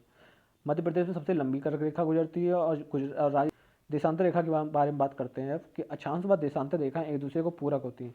ये रेखाएं काल्पनिक व ऊर्ध्वाधर होती हैं। देखो, कर्क रेखा क्षैतिज थी, काल्पनिक थी। देशांतर रेखा उत्तरी व दक्षिणी ध्रुव को जोड़ती हैं। देशांतर के बीच की दूरी हर जगह समान नहीं होती। देशांतर के बीच की दूरी हर जगह समान नहीं होती, लेकिन सबसे अधिक दूरी विषुवत रेखा पर होती है तथा सबसे कम दूरी ध्रुवों पर होती है। देशांतर रेखाओं की संख्या 360 है। देशांतर रेखाओं की संख्या पूछी गई 360। देशांतर रेखाएं उत्तर से दक्षिण की ओर खींची जाती हैं। 0 डिग्री देशांतर रेखा को प्रधान समय रेखा या यामोत्तर रेखा कहते हैं। पूछा जाता है कि 0 डिग्री देशांतर रेखा, 0 डिग्री रेखा को क्या कौन सा नाम है? प्रधान समय रेखा या यामोत्तर रेखा 0 डिग्री देशांतर रेखा को बोला जाता है। 0 डिग्री देशांतर रेखा को इंग्लैंड के ग्रीनविच शहर से होकर गुजरता है। 0 डिग्री देशांतर रेखा इंग्लैंड के ग्रीनविच शहर से होकर गुजरती है। 0 डिग्री देशांतर रेखा को मानव समय बताती है। 180 डिग्री देशांतर रेखा प्रशांत महासागर के बीच होती है। पूछा जाएगा प्रशांत महासागर के बीच में कौन सी? 180 डिग्री देशांतर रेखा को अंतर्राष्ट्रीय तिथि रेखा कहते हैं, इंटरनेशनल ग्रीनविच मीन टाइम, ठीक है। 180 डिग्री को 82.5 डिग्री ईस्ट, यह रेखा भारत के उत्तर प्रदेश प्रयागराज मिर्जापुर के नैनी में स्थित है। 82.5 डिग्री पूर्वी को भारत की मानक समय रेखा कहते हैं। देशांतर रेखा से समय का पता चलता है। यदि भारत में 7:30 PM का समय है तो देशांतर रेखा के अंतर्राष्ट्रीय तिथि रेखा के अनुसार इस टाइम अंतर्राष्ट्रीय तिथि समय में 2 बजे हैं शाम के, ठीक है। 4 डिग्री समय का समय कम लगता है।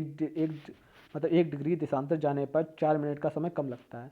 पूरब में जाने पर 4 मिनट बढ़ते हैं और पश्चिम में जाने पर 4 मिनट घटते हैं। जब आप इधर जाओगे तो 4 मिनट बढ़ेंगे, इधर जाओगे तो 4 मिनट घटेंगे। पूरब पश्चिम में 1 दिन का डिफरेंस होता है। यदि पूरब में 25 डेट को तो पश्चिम में 24 को होगी। अगर पूरब में आज 25 तारीख है तो पूरब में 25 तारीख है तो पश्चिम में आज 24 तारीख होगी। पृथ्वी की आंतरिक संरचना, ठीक है। 32 मीटर नीचे जाने पर तापमान 1 डिग्री बढ़ जाता है। 32 मीटर हम नीचे जाएंगे पृथ्वी के अंदर तो 1 डिग्री तापमान बढ़ जाएगा, ठीक है। घनत्व है पृथ्वी का 2.4 ग्राम पर सेंटीमीटर क्यूब, ठीक है। यहाँ से देखते हैं आंतरिक क्रूड, उसके बाद आता है मेंटल, उसके बाद आता है भूपर्टी। अब देखते हैं आगे भारत की मिट्टियाँ देखते हैं। भारत की 8 प्रकार की मिट्टियाँ हैं ICAR के अनुसार। ICAR का हेडक्वार्टर नई दिल्ली में है। इसका फुल फॉर्म है Indian council agriculture research. Indian council agriculture research agriculture relative कृषि अनुसंधान केंद्र न्यू दिल्ली में है और वनस्पति अनुसंधान केंद्र लखनऊ में है। पहले बता चुके हैं, आपको फिर से होना चाहिए। अब देखो पहली मिट्टी के बारे में पढ़ते हैं, जलोढ़ मिट्टी। भारत में सर्वाधिक हिस्से में फैली होती है। यह लगभग 22% भाग में फैली है। यह मिट्टी नदियों द्वारा बहाकर लाए गए जमाव में से बनती है। जलोढ़ मिट्टी में पोटास, फास्फोरस, कैल्शियम एवं जैविक तत्वों की मात्रा अधिक होती है। जलोढ़ मिट्टी में नाइट्रोजन की कमी होती है। जलोढ़ मिट्टी 2 प्रकार की होती है, खादर और वांगर। इसे नई मिट्टी कहते हैं। यह प्रतिवर्ष बाढ़ द्वारा आती है। वांगर इसे पुरानी मिट्टी कहते हैं। यह मिट्टी बांध के मैदानों से दूर होती है। जलोढ़ मिट्टी की प्रमुख फसलें चावल, गेहूँ, गन्ना, जूट आदि हैं। एक बार फिर से देख लो, जलोढ़ मिट्टी भारत के सर्वाधिक हिस्से में पाई जाती है, ठीक। पहला पॉइंट, यह लगभग 22% भाग मतलब के प्रकार हैं 2, खादर, वांगर। खादर नई मिट्टी, वांगर पुरानी मिट्टी। काली मिट्टी देखें, इसे रेंगुर मिट्टी के नाम से जाना जाता है। यह लगभग 16% भाग में पाई जाती है। और जलोढ़ मिट्टी में काली मिट्टी में नमी धारण की शक्ति होती है, इसलिए इसे सिंचाई की कम आवश्यकता होती है। इसका काला रंग लोहे के कारण होता है। काली मिट्टी को कपासी मिट्टी भी कहते हैं। काली मिट्टी में आर्द्रता ग्रहण करने की क्षमता अधिक होती है। काली मिट्टी महाराष्ट्र, गुजरात, मध्य प्रदेश और कर्नाटक में राज्यों में मुख्यतः है। काली मिट्टी में कपास व गन्ने की फसल अधिक होती है। अब लाल मिट्टी के बारे में, लाल मिट्टी दक्षिण भारत की प्रमुख मिट्टी है। लाल मिट्टी का लाल रंग आयरन ऑक्साइड के कारण होता है। यह मिट्टी तमिलनाडु, छत्तीसगढ़, उड़ीसा, मध्य प्रदेश, कर्नाटक व झारखंड राज्यों में होती है। लाल मिट्टी की प्रमुख फसलें मोटा अनाज, ज्वार, बाजरा, तंबाकू, जौ। लाल मिट्टी दक्षिण भारत की मिट्टी है, ठीक है। और काली मिट्टी गुजरात साइड, ठीक है।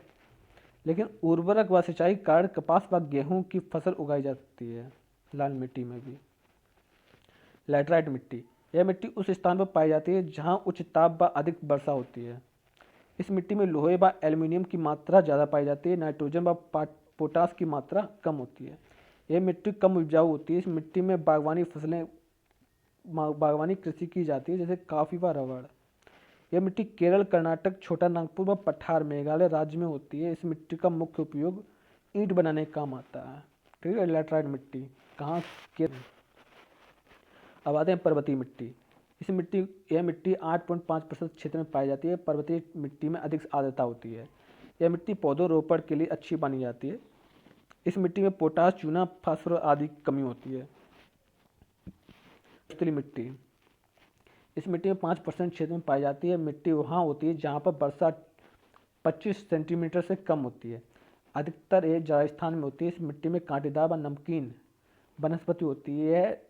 यहाँ पर जौ, बाजरा, मक्का व दाल होती है। क्षारीय मिट्टी, इस मिट्टी का निर्माण इंदिरा गांधी नहरीय क्षेत्र से हुआ है।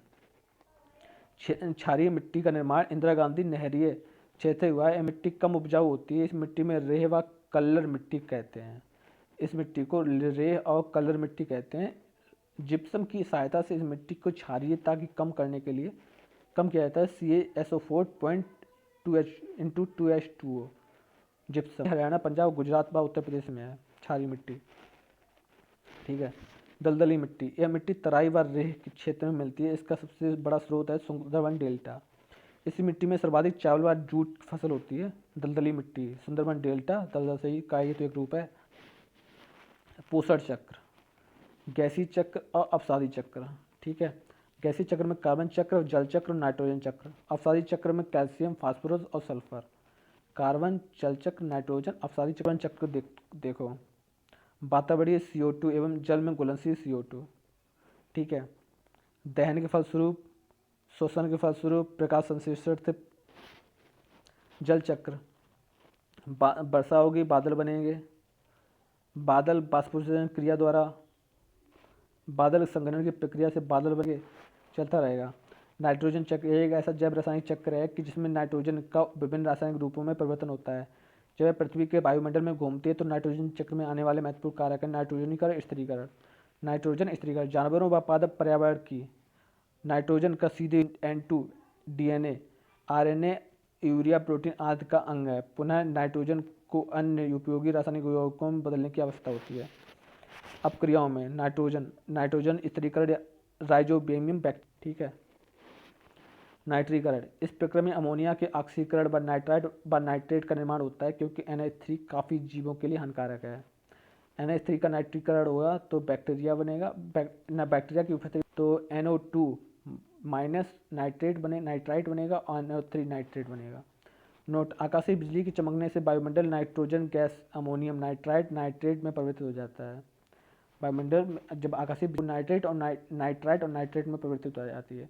स्वांगीकरण, अब नाइट्रोजन अपने विभिन्न रूपों जैसे NH4, NH3, NO2 minus, NO3 minus में पादपों द्वारा मिट्टी से ऊपर की ओर ले जाती है। पादप व जंतुओं के प्रोटीन बनते हैं।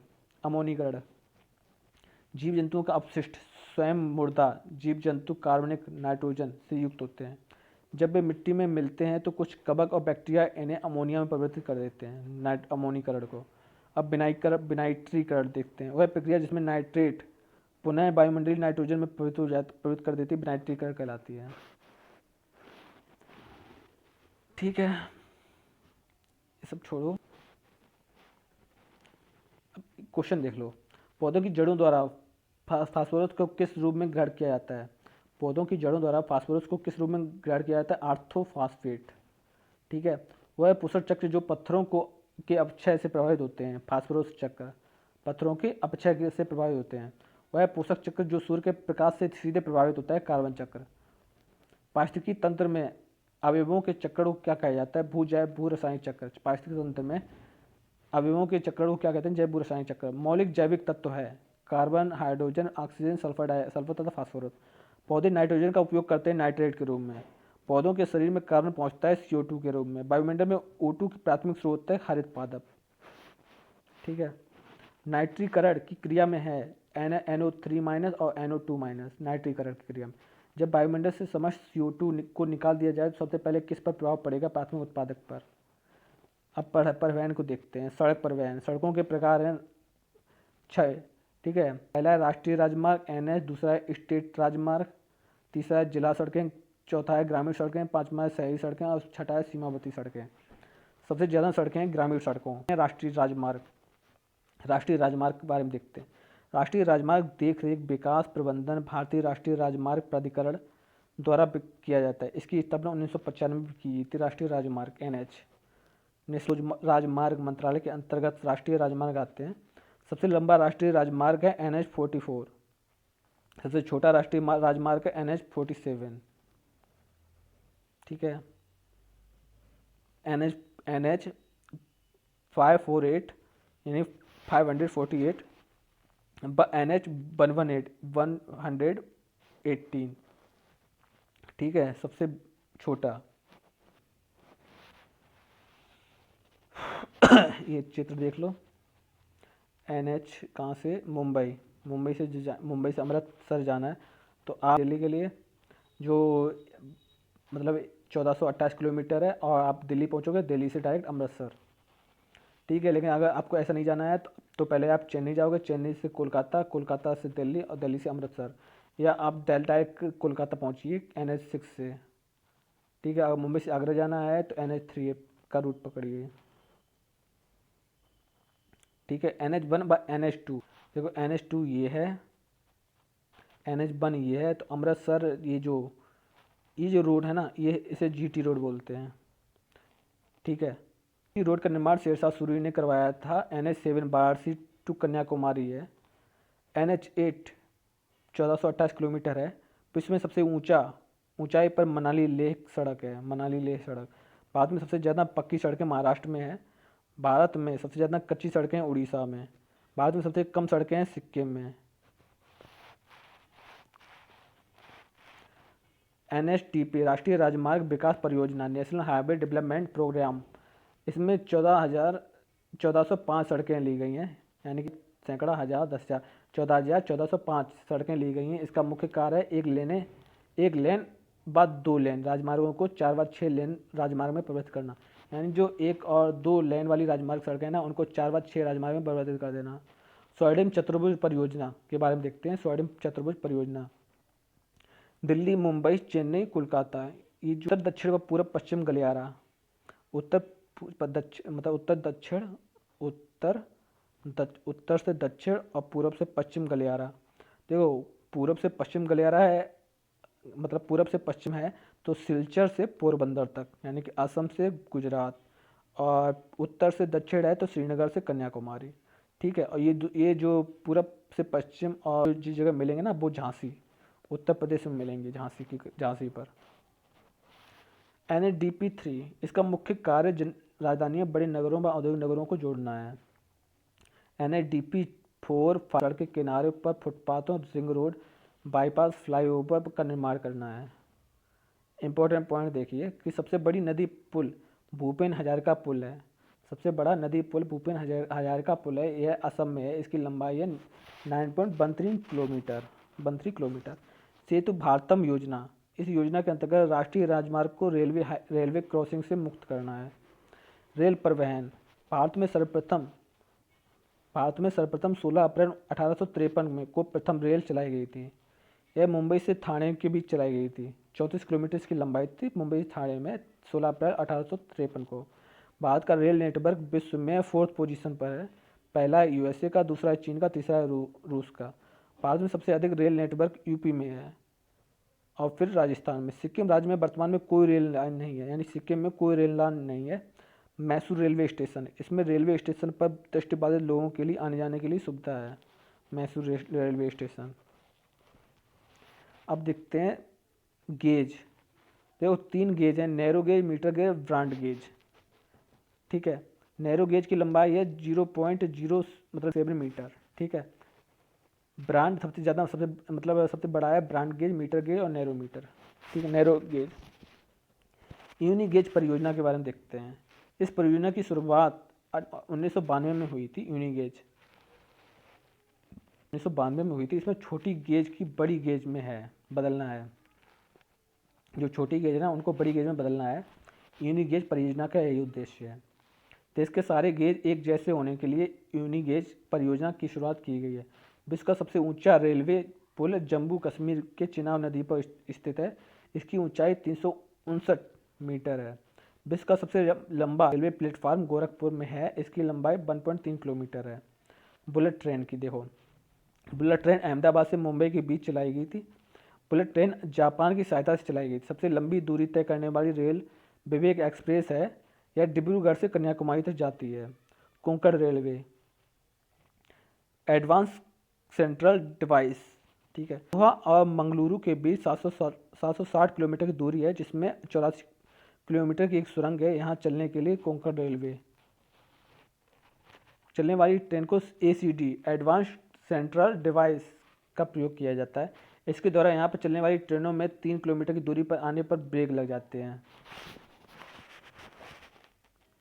ट्रेनों में 3 किलोमीटर की दूरी पर अपने आप ब्रेक लग जाते हैं। एडवांस सेंट्रल डिवाइस है। रेलवे जोन को देखते हैं। रेलवे जोन देखो, पहले तो यहाँ पर ऐसी देखो, ये वाली देखो। ठीक है, रेलवे जोन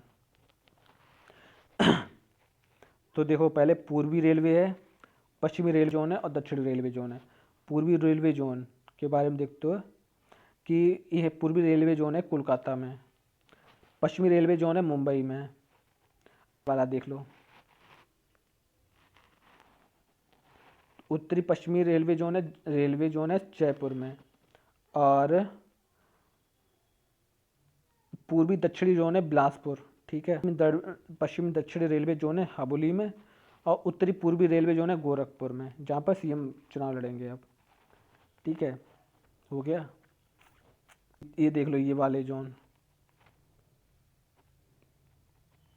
मध्य उत्तरी रेलवे जोन है प्रयागराज में, और मध्य पश्चिमी रेलवे में सिकंदराबाद में, और मध्य पूर्वी रेलवे जोन है हजारी प्रसाद या मध्य रेलवे जोन, मध्य सेंट्रल, ठीक है। पूर्वोत्तर सीमांत रेलवे जोन है गुवाहाटी में, पूर्वी तटीय रेलवे जोन है भुवनेश्वर, कोलकाता मेट्रो जोन है कोलकाता में। चितरंजन लोकोमोटिव, चितरंजन वेस्ट बंगाल रेलवे विद्युत इंजन निर्माण के लिए प्रसिद्ध है, चितरंजन लोकोमोटिव, ठीक है। यहाँ पर रेल इंजन निर्माण के लिए फेमस है। रेल कोच फैक्ट्री है पेराम्बटूर और कपूरथला में, पेराम्बटूर है तमिलनाडु और कपूरथला पंजाब। डीजल इंजन आधुनिकीकरण कारखाना है पटियाला में, डीजल इंजन आधुनिकीकरण कारखाना है पटियाला में, ठीक है। वायु परिवहन, विश्व में सर्वप्रथम विमान डाक सेवा का परिवहन भारत में 1911 में किया गया था, यानी कि विमान डाक सेवा का प्रथम विश्व में सर्वप्रथम भारत ने किया था 1911 में।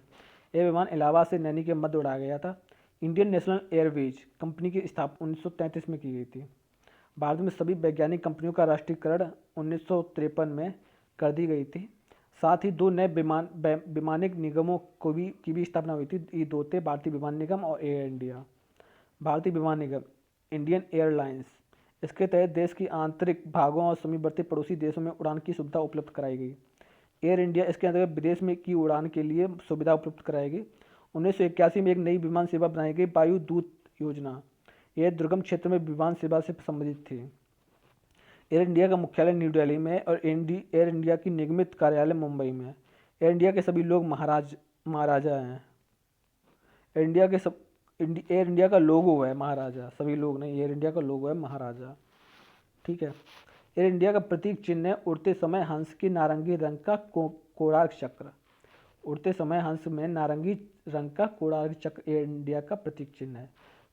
परिशिक्षण कॉलेज है इलाहाबाद में।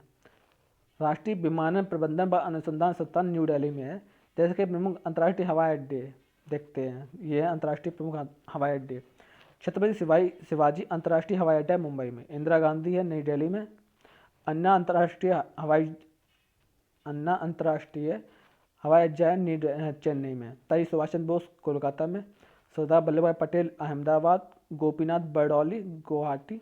कोचीन है कोच्चि। बेंगलुरु में। देवी अहिल्याबाई इंदौर देवी अहिल्याबाई अंतर्राष्ट्रीय हवाई अड्डा है इंदौर में, 1 जुलाई से 2019 में बना है ये।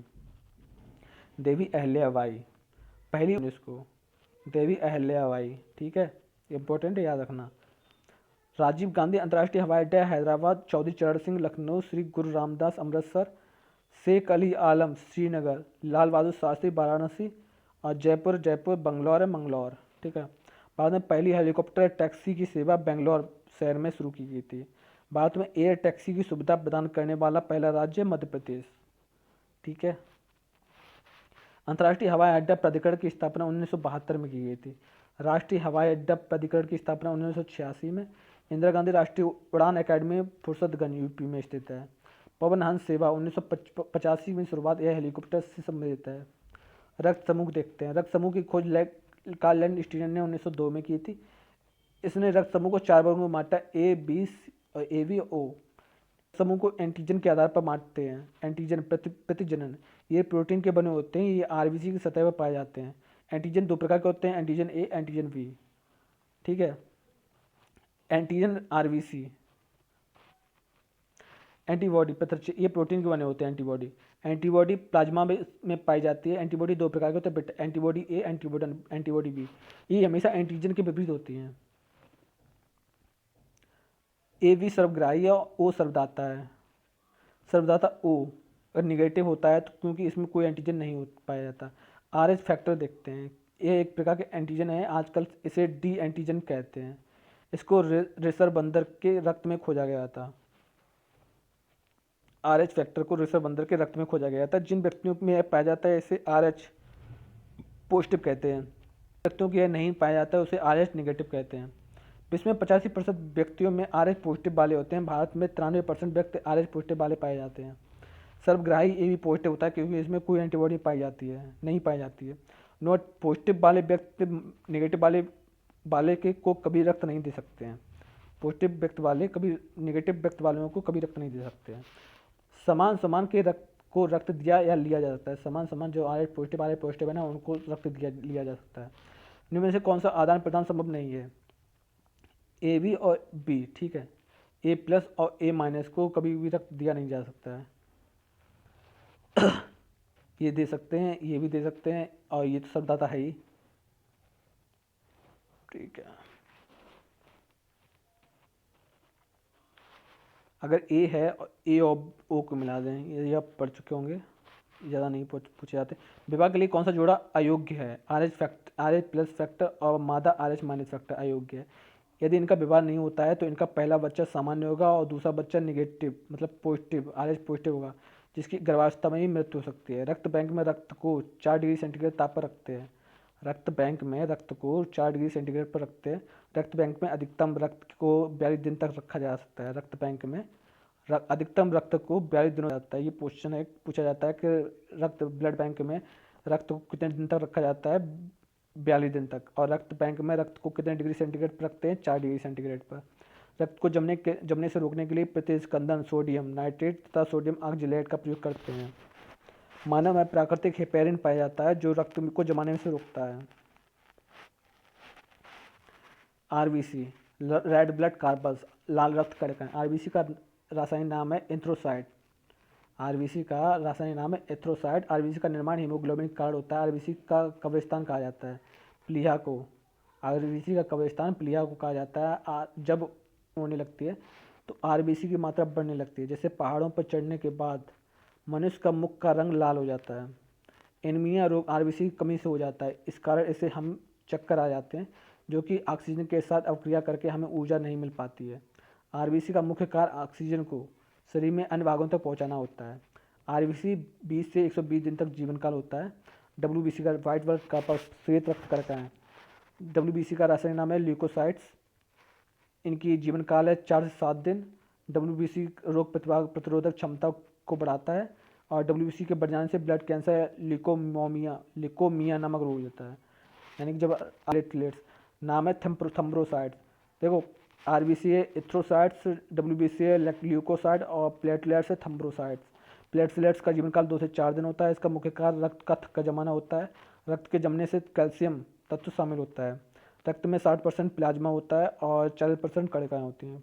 प्लाज्मा में 90% पानी, 7% प्रोटीन और 3% खनिज लवक व ग्लूकोज होता है। प्लाज्मा का कार्य कणिकाओं को जगह देना व उनका स्थानांतरण करना होता है।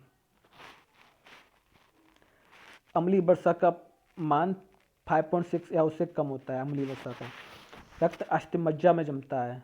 रक्त अस्थिमज्जा से बनता है। रक्त शरीर के वजन का 7% भाग होता है। रक्त का पीएच मान 7.36 से 7.4 होता है, जो क्षारीय होता है। रक्त का लाल रंग होता है क्योंकि इसके आरबीसी में हीमोग्लोबिन नामक तत्व होता है। मानव शरीर में लगभग 5 से 6 लीटर रक्त पाया जाता है। स्तनधारी की आरबीसी बाइकॉनकेव उभयतल आकार का होता है। स्तनधारी, ठीक है, इसमें केंद्रक नहीं पाया जाता है मानव के आरबीसी में। नोट, ऊँट एक ऐसा स्तनधारी है जिसके आरबीसी में केंद्रक पाया जाता है। भ्रूणावस्था में आरबीसी का निर्माण यकृत और प्लीहा में होता है। आरबीसी की मृत्यु यकृत में होती है। हीमोग्लोबिन की मात्रा कम होने पर रक्तहीनता रोग हो जाता है। लाल रक्त कणिकाओं की संख्या हीमोसाइटोमीटर से में ज्ञात की जाती है। रक्त आरबीसी की संख्या हीमोसाइटोमीटर में मापी जाती है। आरबीसी का शरीर का सिपाही है डब्ल्यूबीसी। आरबीसी और डब्ल्यूबीसी का अनुपात है 600/1। आर एच फैक्टर खोज कार्ल लैंड ने की थी 1940 में। सोते समय रक्तदाब घट जाता है। सर्वप्रथम रक्त प्रसंचरण तंत्र का अध्ययन विलियम हार्वे ने किया था। रक्त में शरीर में पाए जाने वाले धातु है लोहा। मानव शरीर में रक्त के शुद्धिकरण की प्रक्रिया थायोलाइसिस कहते हैं, डायलिसिस। सर्वाधिक जैव तथा जाति विविधता है विश्व रेखीय वनों पर। विश्व हाथ धुलाई दिवस है 15 अक्टूबर। अंतर्राष्ट्रीय टाइगर दिवस है 29 जुलाई। दुनिया में सबसे ऊंची प्रतिमा है Statue of Unity 182 metre. Statue of Unity Narmada नदी के सरदार सरोवर बांध के निकट गुजरात में है। पृथ्वी का फेफड़ा कहा जाता है उष्णकटिबंधीय वनों को। इसको थोड़ा बड़े कर लेते हैं। बर्फ जीवों के लिए राष्ट्रीय पार्क है। पीन घाटी हिमाचल प्रदेश। घड़ियालों का सर्वाधिक संख्या है भितरकनिका उड़ीसा में। साइबेरियन टाइगर का प्रजनन स्थल है केवलादेव राजस्थान। मरीन राष्ट्रीय उद्यान स्थित है अंडमान निकोबार में। कौन सा राष्ट्रीय उद्यान अपना जल प्राप्त करता है? Corbett, Jim Corbett. जैव विविधता संरक्षण वाला संगठन है आईयूसीएन। रेड डाटा बुक प्रकाशित करता है आईयूसीएन। इकोसिस्टम शब्द का प्रयोग किया था एजी टांसलेन। इकोलॉजी शब्द का प्रथम प्रयोगता है अर्नेस्ट हैकेल ने। बायोस्फीयर रिजर्व शब्द के प्रयोग एडवर्ड स्वेस। बायोस्फीयर रिजर्व, ठीक है, एडवर्ड स्वेस। जैव विविधता शब्द के प्रयोगता है वी विल्सन। जैव विविधता। हॉटस्पॉट शब्द का प्रथम प्रयोगता है Norman Myers. WWF World Wide Fund for Nature या विश्व वन्यजीव कोष की स्थापना हुई थी 1961 में। भारत का सबसे बड़ा बाघ रिजर्व है नागार्जुन सागर, श्री सैलम, आंध्र प्रदेश। ठीक है, भारत का सबसे बड़ा बाघ रिजर्व है नागार्जुन सागर। विश्व का सबसे ऊंचा बाघ रिजर्व है नामदफा, अरुणाचल प्रदेश। देश का पहला गिद्ध प्रजनन केंद्र है धर्मपुर, असम। वन्य हाथियों की गणना की जाती है 5 वर्षों के अंतराल में। हाथियों के अवैध हत्या रोकने हेतु कार्यक्रम माइक चलाया गया। गिद्धों के संरक्षण हेतु कार्यक्रम है सेव। देश का पहला डॉल्फिन रिजर्व है हुगली। डॉल्फिन अनुसंधान केंद्र पटना के विश्वविद्यालय में, यानी कि बिहार। गंगा का टाइगर डॉल्फिन को राष्ट्रीय जलीय जीव का दर्जा मिला है 5 अक्टूबर 2009 को। हुमा रोज बायोडाइवर्सिटी पुस्तक किसने लिखी है? वंदना सिवा ने। भारत का सबसे बड़ा वनस्पति उद्यान है श्री वेंकटेश्वर, तिरुवनंतपुरम। भारत का सबसे बड़ा वनस्पति उद्यान है वेंकटेश्वर, तिरुवनंतपुरम। आईयूसीएन का मुख्यालय ग्लांट, स्विट्जरलैंड। रेड टाटा बुक है विलुप्त दुर्लभ जीवों पादपों संबंधित। संकटापन्न जीवों की संख्या में पुनर्वृद्धि गुलाबी पृष्ठ व हरे पृष्ठ में प्रकाशित होता है। डोडो पक्षी का संबंध है मॉरिशस से। डोडो पक्षी मॉरिशस से संबंध है। और मॉन्ट्रियल प्रोटोकॉल संबंधित है ओजोन परत से। भारत का प्रथम जैव मंडल आर्य क्षेत्र नीलगिरी। अम्लीय वर्षा के जल का पीछमान है 4 यानी कि लगभग 4.2 से कम। स्थानीय स्वशासन के जनक है लॉर्ड रिपन। भारत में पारिस्थितिकी जनक है रामदेव मिश्रा। भारत में पारिस्थितिकी जनक, ठीक है। संक्रांति शौचालय दिवस मनाया जाता है वाराणसी से। गंगा सागर मेला है पश्चिम बंगाल। जिम कार्बेट राष्ट्रीय उद्यान उत्तराखंड का पूर्ण नाम है हेली। वनों के संवर्धन व संरक्षण से संबंधित सिल्वीकल्चर। हुंगली परियोजना की शुरुआत हुई थी 1970 में। बाघ परियोजना की शुरुआत हुई 1973 में। राष्ट्रीय पंचायत दिवस कब मनाया जाता है? 24 अप्रैल को। सरकारी मास्क किसे कहते हैं? मशरूम को। विश्व पर्यावरण दिवस मनाया जाता है 5 जून को। विश्व पर्यावरण संरक्षण दिवस 26 नवंबर को। एक प्रतंत्र में शैवाल का स्थान है उत्पादक। वन अग्नि सुरक्षा सप्ताह मनाया जाता है 1 से 7 फरवरी। वन्य प्राणी सप्ताह मनाया जाता है 1 से 7 अक्टूबर। वन महोत्सव सप्ताह मनाया जाता है 1 से 7 जुलाई। विश्व ओजोन दिवस मनाया जाता है 16 सितंबर। ग्रीन दिवस मनाया जाता है 28 सितंबर। विश्व वानिकी दिवस 21 मार्च। विश्व जल दिवस 22 मार्च। विश्व मौसम दिवस 23 मार्च। विश्व पृथ्वी दिवस 22 अप्रैल। अंतर्राष्ट्रीय जैव विविधता 22 मई। भूजल दिवस मनाया जाता है 10 जून। विश्व वेटलैंड दिवस मनाया जाता है 2 फरवरी। इंदिरा गांधी राष्ट्रीय उड़ान अकेडमी रायबरेली में। वन्यजीव संरक्षा अधिनियम है 1972। पर्यावरण संरक्षण अधिनियम 1986। यूएन का प्रथम मानव पर्यावरण सम्मेलन है स्टॉकहोम 1972। सरिस्का राष्ट्रीय उद्यान है राजस्थान, चंद्रप्रभा है उत्तर प्रदेश, चमोली में। और भोपाल गैस कांड में गैस का रिसाव हुआ तो मिथाइल आइसोसाइनाइड। भोपाल गैस कांड हुआ था 1984 के 2 से 3 दिसंबर के बीच। भारत में सर्वाधिक वन है मध्य प्रदेश में 33%। वायु प्रदूषण होता है कार्बन डाइऑक्साइड और कार्बन मोनोऑक्साइड और सल्फर डाइऑक्साइड से। बीओडी है जल प्रदूषण को। ओजोन परत रक्षा करती है पर्यावरणीय किरणों से। राष्ट्रीय पर्यावरण अनुसंधान केंद्र है नागपुर में। वायुमंडल में सर्वाधिक गैस है नाइट्रोजन। पर्यावरण का दुश्मन है यूकेलिप्टस सफेदा। आकाश नीला दिखाई देता है प्रकाश विकिरण के कारण। ग्रीन हाउस के कारण पृथ्वी बढ़ता है कितने प्रतिशत? भूभाग पर वन अनिवार्य है 33%। ग्रीन पीस क्या है? पर्यावरण योजना। चिपको आंदोलन का उद्देश्य वनों की सुरक्षा। पर्यावरण विभाग की स्थापना 1980 में की गई थी। टाइगर राज्य किसे कहा जाता है? मध्य प्रदेश को। वन महोत्सव शुरू किया गया था KM मुंशी ने 1950 में। राष्ट्रीय वन नीति का शुभारंभ हुआ। फॉरेस्ट रिसर्च इंस्टीट्यूट है देहरादून। भारतीय वन सर्वेक्षण का मुख्यालय देहरादून। चिपको आंदोलन चलाया गया था सुंदरलाल बोगड़ा और सुंदरलाल, ठीक है, एक और थे। रिपोर्ट तैयार करता है वन सर्वेक्षण विभाग। भारत में सर्वाधिक वन पाए जाते हैं उष्ण पतझड़ वन में। चंदन की लकड़ी सर्वाधिक वन है कर्नाटक। साइलेंट वैली और फूलों की घाटी उत्तराखंड, केरल। तो साइलेंट वैली है केरल में और फूलन घाटी उत्तराखंड में। शहतूत रेशम उत्पादित करता है कर्नाटक। भारत में महत्वपूर्ण व्यावसायिक वन है उष्णकटिबंधीय वर्षा वन, अर्ध सदाबहार वन या वर्षा। भारत की प्रमुख वनस्पति पतझड़ वन। भारत में विश्व वनों का प्रतिशत है 0.3%। सबसे कम वन पाए जाते हैं हरियाणा में उष्णकटिबंधीय सदाबहार वन है प्रायद्वीपीय पठार। पश्चिमी घाट पर पाई जाने वाली वनस्पति सदाबहार वन। नई वन नीति की घोषणा हुई 1988 में। दलदली व ज्वार भाटा क्षेत्र में पाए जाने वाले मैंग्रोव वन या सुंदरबन डेल्टा जैसे बोलते हैं। कौन सा वृक्ष सदाबहार वृक्ष नहीं है? महागौनी। जैव विविधता के ताप स्थल पूर्वी हिमालय पश्चिमी घाट। गंगा ब्रह्मपुत्र की डेल्टाई क्षेत्र में, गंगा ब्रह्मपुत्र क्षेत्र में वृक्ष हैं सुंदरी वृक्ष। कितनी ऊंचाई के बाद हिमालय पर वनस्पति नहीं उगती है? 6000 मीटर की ऊंचाई पर। राष्ट्रीय जल नीति बनाई गई 1987 से फिर 2002 में, पहले 1987 में उसके बाद 2002 में। किस नदी को पहला निजीकरण हुआ है? किस नदी को पहला निजीकरण हुआ था? शिवनाथ नदी 2002 में छत्तीसगढ़। ओजोन परत क्षय होने का पता चला है 1985 में अंटार्कटिका पर। ओजोन परत संकट पर पहली बैठक हुई 1985 में वियना में। क्योटो प्रोटोकॉल, क्योटो समझौता कब हुआ? 16 फरवरी 2005 को।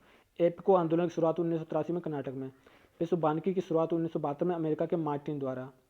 राष्ट्रीय वन आयोग कब बना? 2002 में। राष्ट्रीय ऊर्जा संरक्षण 14 दिसंबर। अंतर्राष्ट्रीय ऊर्जा दिवस 3 मई। विश्व प्रवासी दिवस मनाया गया 18 अप्रैल। अब विश्व प्रकृति दिवस मनाया जाता है। प्राणी दिवस मनाया जाता है 5 अक्टूबर। राष्ट्रीय पक्षी दिवस है 12 नवंबर डॉक्टर सलीम अली के जन्मदिन पर। इनको है पक्षीराजन बोलते हैं डॉक्टर सलीम को। संयुक्त राष्ट्र पर्यावरण कार्यक्रम यूनेप का मुख्यालय नैरोबी केन्या। विश्व वन्यजीव कोष का प्रतीक है पांडा। प्राचीन काल में उगाया जाने वाला पौधा है खजूर। सफोकेशन O2 की कमी से जीवों पर प्रभाव। भारत का पर्यावरण शिक्षा केंद्र अहमदाबाद गुजरात। देश का प्रथम पारिस्थितिकी अनुसंधान केंद्र बेंगलुरु। भारत वन प्रौद्योगिकी संस्थान है भोपाल। इंदिरा गांधी वानिकी एकेडमी है देहरादून। BOD का पूरा नाम है बायोलॉजिकल बायोकेमिकल ऑक्सीजन डिमांड। मयुस्तर की राजधानी है जैसलमेर। ध्वनि प्रदूषण मापने की इकाई है डेसिबल। भविष्य का ईंधन है हाइड्रोजन। पर्यावरण का रक्षा करता है ओजोन परत। सर्वाधिक ओजोन क्षयकारी गैस है CFC। हाइग्रोमीटर में किसका मापन होता है? वायुमंडल की आर्द्रता का। नर्मदा बचाओ आंदोलन मेगा पाटेकर। ग्रीन मफलर ध्वनि प्रदूषण कम करने हेतु सड़क के किनारों पर हरे पेड़ पौधों की। CNG compressed natural gas. परिवार की इकाई है प्रत्येक व्यक्ति। एकल परिवार में पति पत्नी के साथ रहते हैं अविवाहित बच्चे। संयुक्त परिवार में पति पत्नी के साथ रहते हैं माता पिता चाचा चाची एटसेट्रा। बच्चों का प्रथम गुरु है माता। आदर्श परिवार माना जाता है छोटे परिवार को। समाज की इकाई है परिवार। सामाजिक संबंधों का जाल है समाज। सर्वाधिक जैव एवं जाति विविधता पाई जाती है विषुवतीय रेखीय वन पर। पारिस्थितिकी तंत्र अजीबीय घटक है सैली नमक। पारिस्थितिकी तंत्र की प्राथमिक उत्पादकता संबंधी है क्षेत्र के भौतिक पर्यावरण। विश्व में सबसे उत्पादक वन। पारिस्थितिकी तंत्र उष्णार्द्र वन। आवश्यक न्यूनतम क्षेत्रों से जो बना 33%। यूनेप द्वारा फादर ऑफ इकोलॉजी घोषित किया है MS स्वामीनाथन। 153 क्वेश्चन है कि पारिस्थितिकी तंत्र में अवयवों के चक्र को कहते हैं जैव भूरासायनिक। पारितंत्र में ऊर्जा का प्राथमिक स्रोत है सूर्य। किसी परितंत्र में होते हैं जैविक और अजैविक। कौन सा पारितंत्र प्रकृति में पाया जाता है? घास स्थल। जैव मंडल में एक ही जाति की संख्या को कहते हैं जनसंख्या। उत्तर प्रदेश का राजकीय वृक्ष अशोक। प्रेक्षण विधि। इससे व्यक्ति के आंतरिक व्यवहारों का अध्ययन संभव नहीं है। इकोसिस्टम क्या है? जीव समुदाय व उसके वातावरण के संतुलित तंत्र। भूकंप की तीव्रता मापने के लिए सिस्मोग्राफ का यूज किया जाता है। सूर्य के निकटतम ग्रह बुध ग्रह है गुजरात में। चिपको आंदोलन के प्रेरता है सुंदरलाल बहुगुणा। इंसुलिन की रासायनिक प्रकृति प्रोटीन। पौधों में अर्धसूत्री विभाजन होता है परागकोश से। जैविक समुदाय में प्राथमिक उपभोक्ता है शाकाहारी। दही बनाने में उत्तरदायी लैक्टोबैसिलस अम्ल। मानव हृदय पर की कोशिश कार्लेनिटिनर। प्याज आलू अदरक है तना। एक कोश की सूक्ष्म जीव है पैरामीशियम। कौन सा पादप उत्पाद ईठा? पानी ईंधनों में पर्यावरण स्नेही माना जाता है CNG। गैसीय अपशिष्ट है लकड़ी कोयला की धुआं। बच्चों का प्रथम गुरु माता है। आदर्श परिवार माना जाता है छोटे परिवार एकल परिवार। समाज की इकाई परिवार। सामाजिक संबंधों का जाल समाज। जैविक समुदाय जाति विविधता पाई जाती है विश्व पर। पारिस्थितिकी तंत्र का अजैविक घटक है सैली नमक। पारिस्थितिकी तंत्र की प्राथमिक उत्पादक संबंधी है क्षेत्र के भौतिक पर्यावरण। विश्व में सबसे उत्पादक वन पारिस्थितिकी तंत्र उष्णार्द्र वन। आवश्यक न्यूनतम क्षेत्रों में जो वनों से ढका है 33%। यूनेप द्वारा father of economic MS Swaminathan. ये सब दोबारा हो गया। परतंत्र में प्राथमिक ऊर्जा स्रोत सूर्य का। किसी परतंत्र में होने वाले जैविक अजैविक। कौन सा परतंत्र प्राकृतिक है? घास स्थल। उत्तर प्रदेश का राजकीय अशोक। प्रेक्षण इसे ठीक है। इकोसिस्टम जीव समुदाय उसके बाद संतुलन। ठीक है। कैसे अपशिष्ट ये सब हो गया।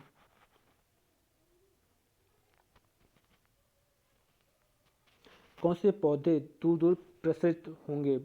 बाल द्वारा यानी बीज द्वारा प्रकीर्णित पौधे। कौन सा कायांतरित सेल का उदाहरण है? संगमरमर।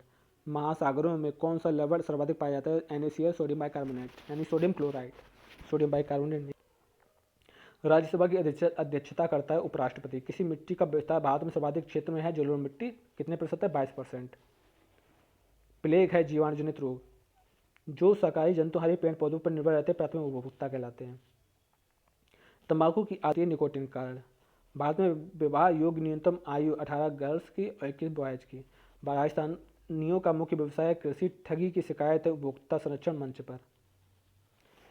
राष्ट्रपति द्वारा राज्यसभा में मनोनीत संख्या 12 है। विश्व में अधिकतम ट्यूबवेल भारत में है। गणगौर का त्यौहार चैत्र शुक्ल तीज को मनाया जाता है। राजस्थान में झीलों की नगरी है उदयपुर। विजय स्तंभ बनवाया गया महाराणा कुंभा द्वारा। ATM का पूरा नाम ऑटोमेटेड टेलर मशीन। कंप्यूटर से भेजे जाने वाले संदेश को ईमेल कहते हैं। डेंगू रोग का वाहक है एडीज मच्छर। बॉडी में जैव रासायनिक लैब है एकरत। कश्मीरी चोगा कहते हैं फिरन को।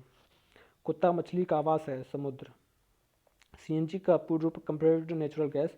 वन्य जीव सप्ताह 1 अक्टूबर 7 अक्टूबर। उत्तर प्रदेश का राजकीय पशु पक्षी जंतु पलाश सारस हिरन है। राजकीय पुष्प है पलाश। उत्तर प्रदेश का पक्षी है सारस और जंतु है हिरन। टाइगर स्टेट है मध्य प्रदेश। सौर सेल द्वारा विद्युत ऊर्जा में बदला जाता है प्रकाश ऊर्जा को। हवा में सर्वाधिक मात्रा में नाइट्रोजन। ऊर्जा का नवीनीकरण स्रोत है पौधे। ओजोन परत मिलती है स्ट्रेटोस्फेयर सप्ताह मंडल में। राष्ट्रीय पशु है बाघ। सागरीय खरपतवार स्रोत है आयोडीन का। प्रोजेक्ट टाइगर की स्थापना में 1973 में। प्रोटीन की प्रचुरता सोयाबीन चना और मक्का में पाया जाता है। नक्षत्र का रंग निर्भर करता है घनत्व पर। वनों का महत्व कारण है ग्रीन गोल्ड। वनों के महत्व के कारण ग्रीन गोल्ड। पृथ्वी का अवमार्जक है जीवाणु व कवक। कत्थक शास्त्रीय है उत्तर प्रदेश का। रबी की फसल है चना। पोलियो का कारण है विषाणु। पर्यावरण दिवस 5 जून को। प्रकाश संश्लेषण सर्वाधिक होता है लाल रंग में। भिंडी में होता है विटामिन A, C और फास्फोरस। भारत में फलों के अंतर्गत सर्वाधिक आम। जैविक घटक होते हैं पादप। रासायनिक उर्वरक का उदाहरण है कंपोस्ट। रासायनिक उर्वरक का उदाहरण है कंपोस्ट। उदाहरण नहीं है कंपोस्ट। वन महोत्सव है 1 जुलाई। जल जनित रोग है अतिसार। अलबरूनी किस देश से आया था? उज्बेकिस्तान से। भारत का प्रथम पशु क्रूरता निवारण अधिनियम 1960 को। पर्यावरण अध्ययन क्षेत्र सर्वाधिक निकट है भूगोल। FWP का पूर्ण रूप है फैमिली वेलफेयर प्रिंसिपल। लंदन धूम पाया जाता है शीतकाल के समय सुबह में। पहली परमाणु दुर्घटना कब हुई थी? 6 अगस्त 1945 को। कौन सा अनुसंधान सार्वभौमिक मानवाधिकार सुनिश्चित करता है? अनुच्छेद 15 आर्टिकल 15 मानवाधिकार सुनिश्चित करता है। कौन सा अनुच्छेद है? सार्वभौमिक मानवाधिकार सुनिश्चित करता है आर्टिकल 15। कश्मीरी चोगा कहलाता है फिरन। ऊर्जा का नवीनीकरण स्रोत है पौधे। सौर सेल द्वारा किस ऊर्जा को विद्युत ऊर्जा में बदला जाता है? प्रकाश ऊर्जा को। माउंट एवरेस्ट एक भाग है नेपाल का। न्यू मंगलौर बंदरगाह स्थित है अरब सागर में। विश्व का सबसे बड़ा रेल मार्ग है ट्रांस साइबेरियन रेल मार्ग। विश्व का सबसे बड़ा रेल मार्ग है ट्रांस साइबेरियन रेल मार्ग। महाराष्ट्र में तांगे को कहा जाता है बग्घी। और पहाड़ी क्षेत्रों पर सामान ढोते हैं याक के द्वारा। आवागमन का एक मितव्ययी साधन है साइकिल। मुंबई स्थित हवाई अड्डे का नाम है छत्रपति शिवाजी। आधुनिक आवागमन प्रणाली मेट्रो रेल। कंप्यूटर के माध्यम से भेजे जाने वाले संदेश को ईमेल कहते हैं। कौन सा एयरलाइंस वर्तमान सीमा में नहीं है? एयर सहारा। भारी जल एक प्रकार का है मंदक। भारी जल एक प्रमुख प्रकार का है मंदक।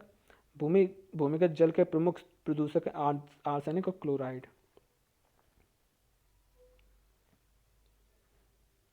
समुद्र का कितने प्रतिशत जल पीने योग्य है?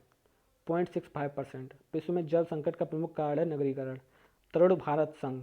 पुरानी झीलें पुनर्निर्मित करने संबंधी तरुण भारत संघ। महासागरों में जल स्तर वृद्धि का कारण है ध्रुवीय प्रदेशों में बर्फ पिघलना। लवण जो जल को अवशोषित करता है हाइड्रिक लवण। कौन सा अम्ल वर्षा में उपस्थित होता है? H2SO4, CH3, COOH। मेगालोपोलिस सामान्यतः होते हैं 50 लाख जनसंख्या वाले नगर। दो अलग अलग नगर एक दूसरे से जुड़े हुए हों तो कहते हैं सन्नगर। यायावर जातियों द्वारा निर्मित सचल घर है कारवा। बुशमैन जाति के लोग अधिवास करते हैं अस्थायी अधिवास में। कौन सी जनजाति स्थायी अधिवास बनाती है? संथाल। ठंडी जलवायु पाई जाती है टुंड्रा प्रदेशों में। कुत्ता मछली का आवास समुद्र में। पारिस्थितिकी तंत्र का उदाहरण है तालाब। शांति घाटी है। केरल में सर्वाधिक वन पाए जाते हैं पश्चिमी घाट में। भारत का पहला राष्ट्रीय उद्यान जिम कॉर्बेट उत्तराखंड। स्तनधारी की लार में एंजाइम होता है टाइलिन। कौन सी विटामिन गर्म करने पर नष्ट हो जाती है? Vitamin D. फलों की कृत्रिम ढंग से पकाया जाता है एथिलीन के कारण। पाचन क्रिया में प्रोटीन बदल जाते हैं एमिनो अम्ल में। खाद्य पदार्थों को सुरक्षित रखते हुए सोडियम बेंजोएट। विटामिन शब्द किसने दिया? फंग ने। विटामिन डी का संश्लेषण त्वचा से भोजन पकाने में सर्वोत्तम विधि है भाप में पकाना।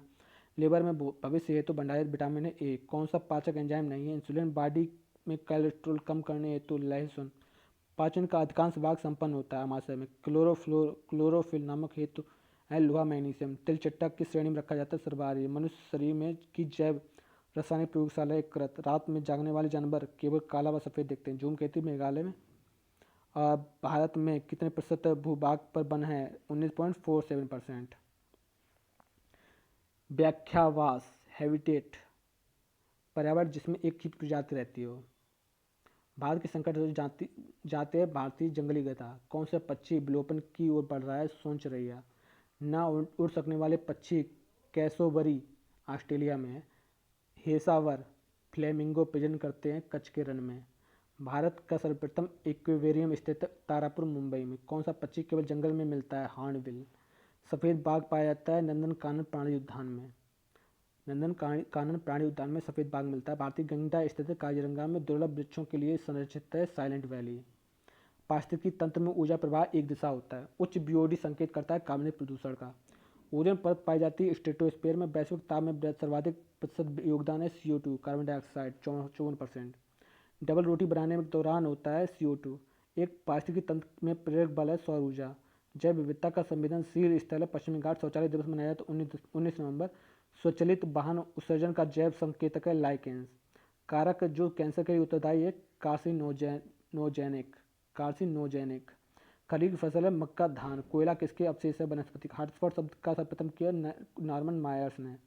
खाद्य श्रृंखला के परस्पर समूह को खाद्य जाल कहते हैं। वायुमंडल की सबसे निचली परत है क्षोभमंडल। विटामिन सी की कमी से होने वाली स्कर्वी। वृत्तम IPS गणवेदी। एक सिंग वाला गेंडा। काजीरंगा अग्नि चट्टान का उदाहरण बेसाल्ट। सिख धर्म के संस्थापक गुरु नानक। भूकंप की तीव्रता सिस्मोग्राफ। दक्षिण गोलार्ध का सबसे लंबा दिन है 22 दिसंबर। सत्याग्रह प्रकाश दयानंद सरस्वती। बिहू असम। वायुमंडल 99% नाइट्रोजन ऑक्सीजन। वायु दाब नापने वाले यंत्र बैरोमीटर। बीटी कवास एक ट्रांसजेनिक पौधा। अम्लीय वर्षा का मुख्य उत्पादक है SO2 सल्फर डाइऑक्साइड। सर्वाधिक उत्पादक परिस्थिति तंत्र उष्णकटिबंधीय वर्षावन। आम पकाने के लिए प्रयुक्त है कैल्शियम कार्बोनेट। दूषित जल पीने से होता है टाइफाइड। ग्रीन हाउस गैस हैं ये ozone CH4 N2S CFC carbon dioxide और जलवाष्प। द्विबीजपत्रीय सरसों। पौधों में जल का अधिग्रहण होता है जाइलम के कारण। पौधों का से कौन सा प्रथम साहित्य स्रोत है? ऋग्वेद। भारत में हिमालय की सबसे ऊंची चोटी है mount Everest mount K2। Quasar को रोग होता है प्रोटीन की कमी के कारण। भूकंप की तीव्रता रिएक्टर स्केल बने एक क्वासर कोर ये याद रख लो। प्रोटीन की कमी का कारण होता है क्वासर कोर। भूकंप की तीव्रता रिएक्टर स्केल। वन्य प्राणी सप्ताह अक्टूबर का प्रथम सप्ताह। प्रकाश संश्लेषण क्रिया में बाहर निकलने से O2 चावल पालिश करने से कौन सा विटामिन थायमिन नष्ट हो जाता है? लौंग व केसर है फूल। उत्तराखंड का राज्य प्रतीक है मोनाल। कस्तूरी मृग और बुरांश। ऊर्जा का अप्रदूषित स्तर है स्रोत है सौर ऊर्जा। पृथ्वी का उष्मायन है ग्रीन हाउस गैस। पृथ्वी के ताप में वृद्धि। कार्बन डेटिंग विधि है वस्तु की उम्र ज्ञात करना। अम्लीय वर्षा में मूर्तियों का क्षरण कहलाता है स्टोन लेप्रोसी। अम्लीय वर्षा में से मूर्तियों का क्षरण कहलाता है स्टोन लेप्रोसी। स्पर्श गंगा अभियान का उद्देश्य गंगा की स्वच्छता मिनीमाता है। उद्योगों पर अपशिष्ट पदार्थों का पानी छोड़ना। अंतर्राष्ट्रीय स्तर पर वन्य जीव सुरक्षा IUCN किस राज्य में पानी पंचायत शुरू हुई? महाराष्ट्र में। ओजोन परत किन कारणों को रोकती है? पर्यावरणीय किरणों को संरक्षण व विनाश। पुस्तक के लेखक हैं सरल बहन। क्षेत्रफल की दृष्टि से सबसे बड़ा राज्य राजस्थान। विश्व जनसंख्या दिवस मनाया जाता है 11 जुलाई। 1992 में पृथ्वी सम्मेलन हुआ रियो डी जेनेरियो में। पृथ्वी सबसे बड़ा पारिस्थितिक तंत्र समुद्र का पर्यावरण क्षेत्र में दिया जाने वाला पुरस्कार है वृक्ष मित्र। रेगिस्तानी ओक पाया जाता है ऑस्ट्रेलिया में। कांसा मिश्रण है तांबा प्लस टी हमारी तुलना में 4 गुना अधिक तक देख सकता है बाज गिद्ध और चील। काफ़ी हद तक अपनी गर्दन पीछे मुड़ाता है उल्लू।